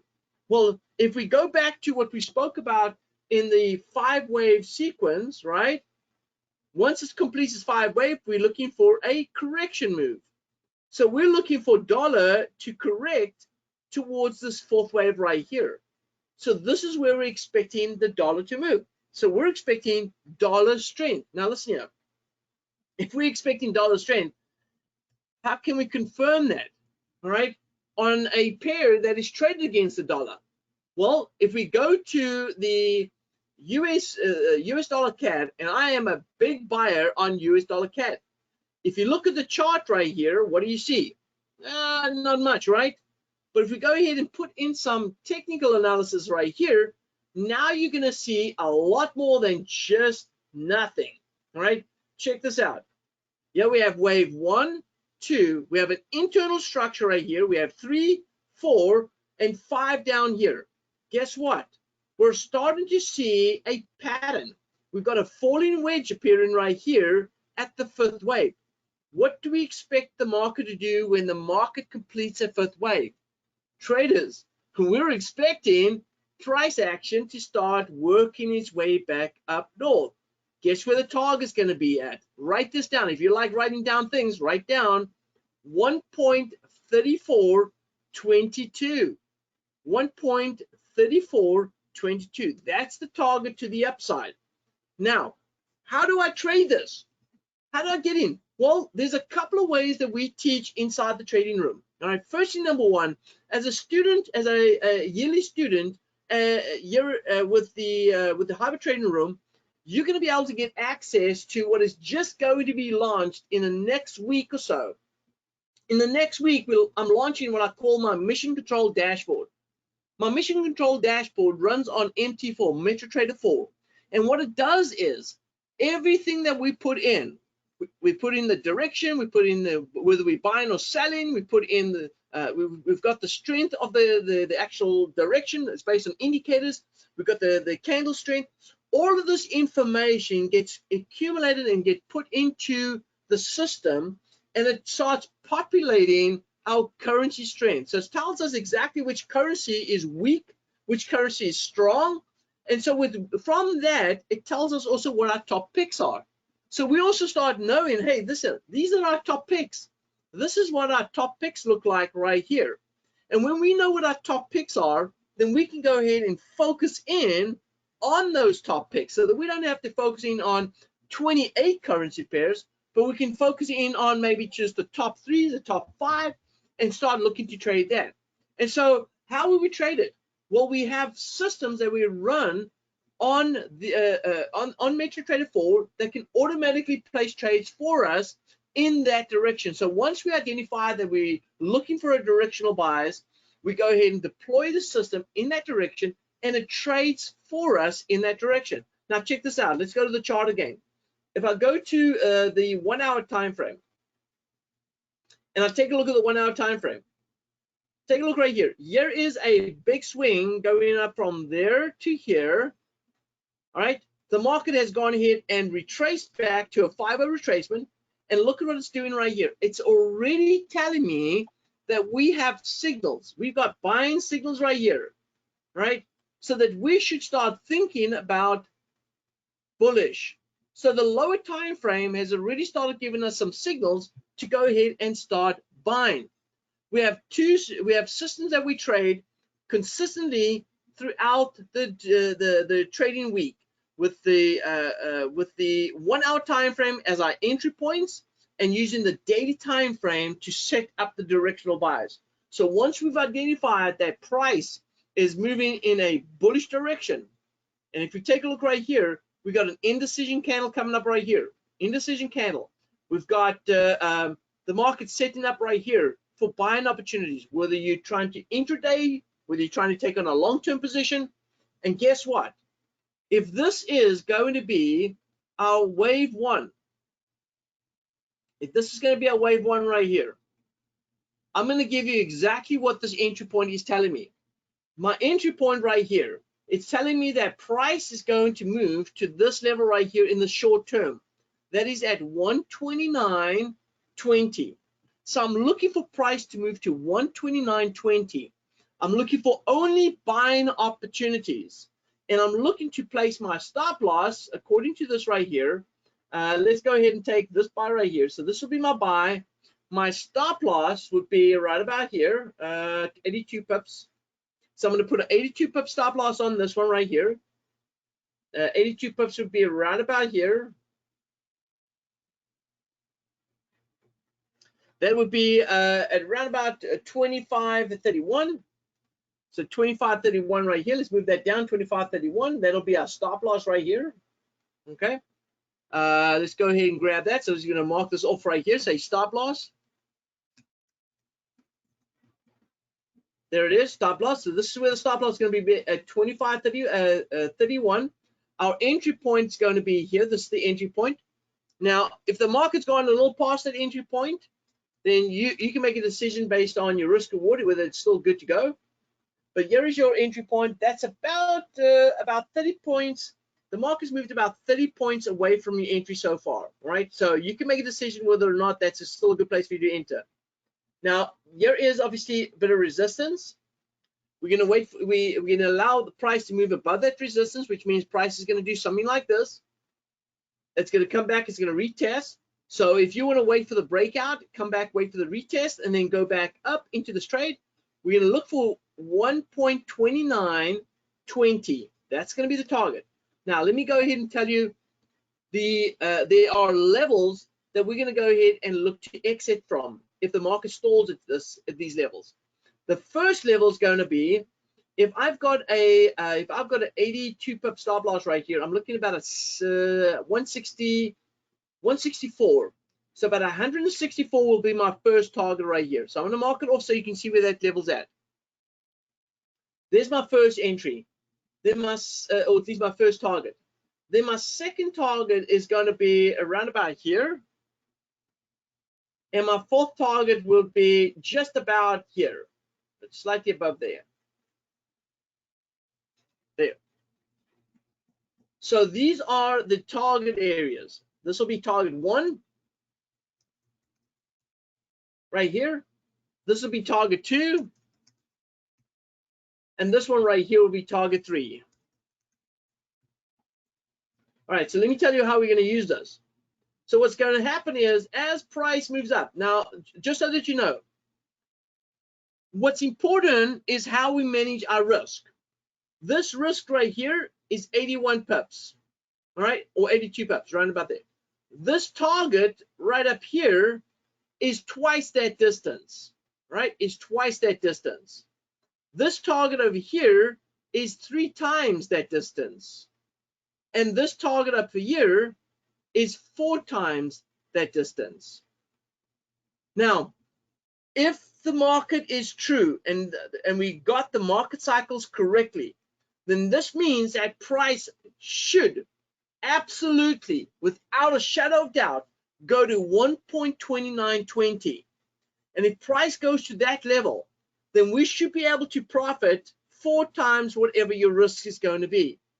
Therefore, if you're looking at getting in 30 pips later than that entry, then you might just increase your stop loss a little bit, but your profit targets will still be in within 3 to 4 times what you were risking, which is still a good rate of return on your investment. And so look at this right here. This is something that we are actively watching inside our trading room and monitoring the US dollar Canadian. And all we simply did, my friends, is we identified, number one, the environment we're trading. Once we identified that the market cycles are telling us that price action is going to go north, we also identified that price action could go all the way to 134.23. We then go down to a lower time frame and we identify a trading entry point, and we've got set targets based on some intraday moves. And the reason why we look for intraday moves is because, remember traders, if the market's going to move from year to year, this will be wave 1, this will be wave 2, this will be wave 3. When it gets to that point, what's going to happen? We're going to get a retracement. This is going to be wave 4. Then we're going to look to enter again here, because then the market's going to go to wave 5. And so we're going to constantly monitor these market cycles, because once we get to wave 5, we know that the market's going to come back in a deeper retracement to take out wave 4. And so we've just identified what those turning points are going to look like. So right now I can tell you that price is going to move to 29.20. Once we get to 29.20, we're going to hit resistance. Price is then going to come down to around about 27.79, and then we're going to go up to around about 32 or around about 31 to 32 in the upside, on the upside. And that's how we identify market cycles. Once again, I want to thank you guys for the opportunity to be here today. Also, I want to make sure to remind you again, if you're interested in getting involved in my trading room, to get all the tools and all the assets that we provide here in the trading room to help you become successful in your trading, make sure that you call the number 407-585-2409. And it's going to be absolutely awesome. I'd love to see you guys there. And I want to thank once again for everyone being here, and we'll see you in the trading room. Gary, thank you so much. I appreciate that. And everybody else, thanks for being here with us today. I want to remind you guys that we will have a live, not live, but we will have a recording posted. You'll get email from GoToWebinar, of course, letting you know that we have the replay is ready. And then it will be at tradersexclusive.com/archived_webinars. And I want to just let you know that we'll be back again on March 17th with 4 other new traders to let us know what's happening. And finally, I'd like to thank our presenters for joining us today, and thank you for attending. This is your host, Sherry. Think Trade Well.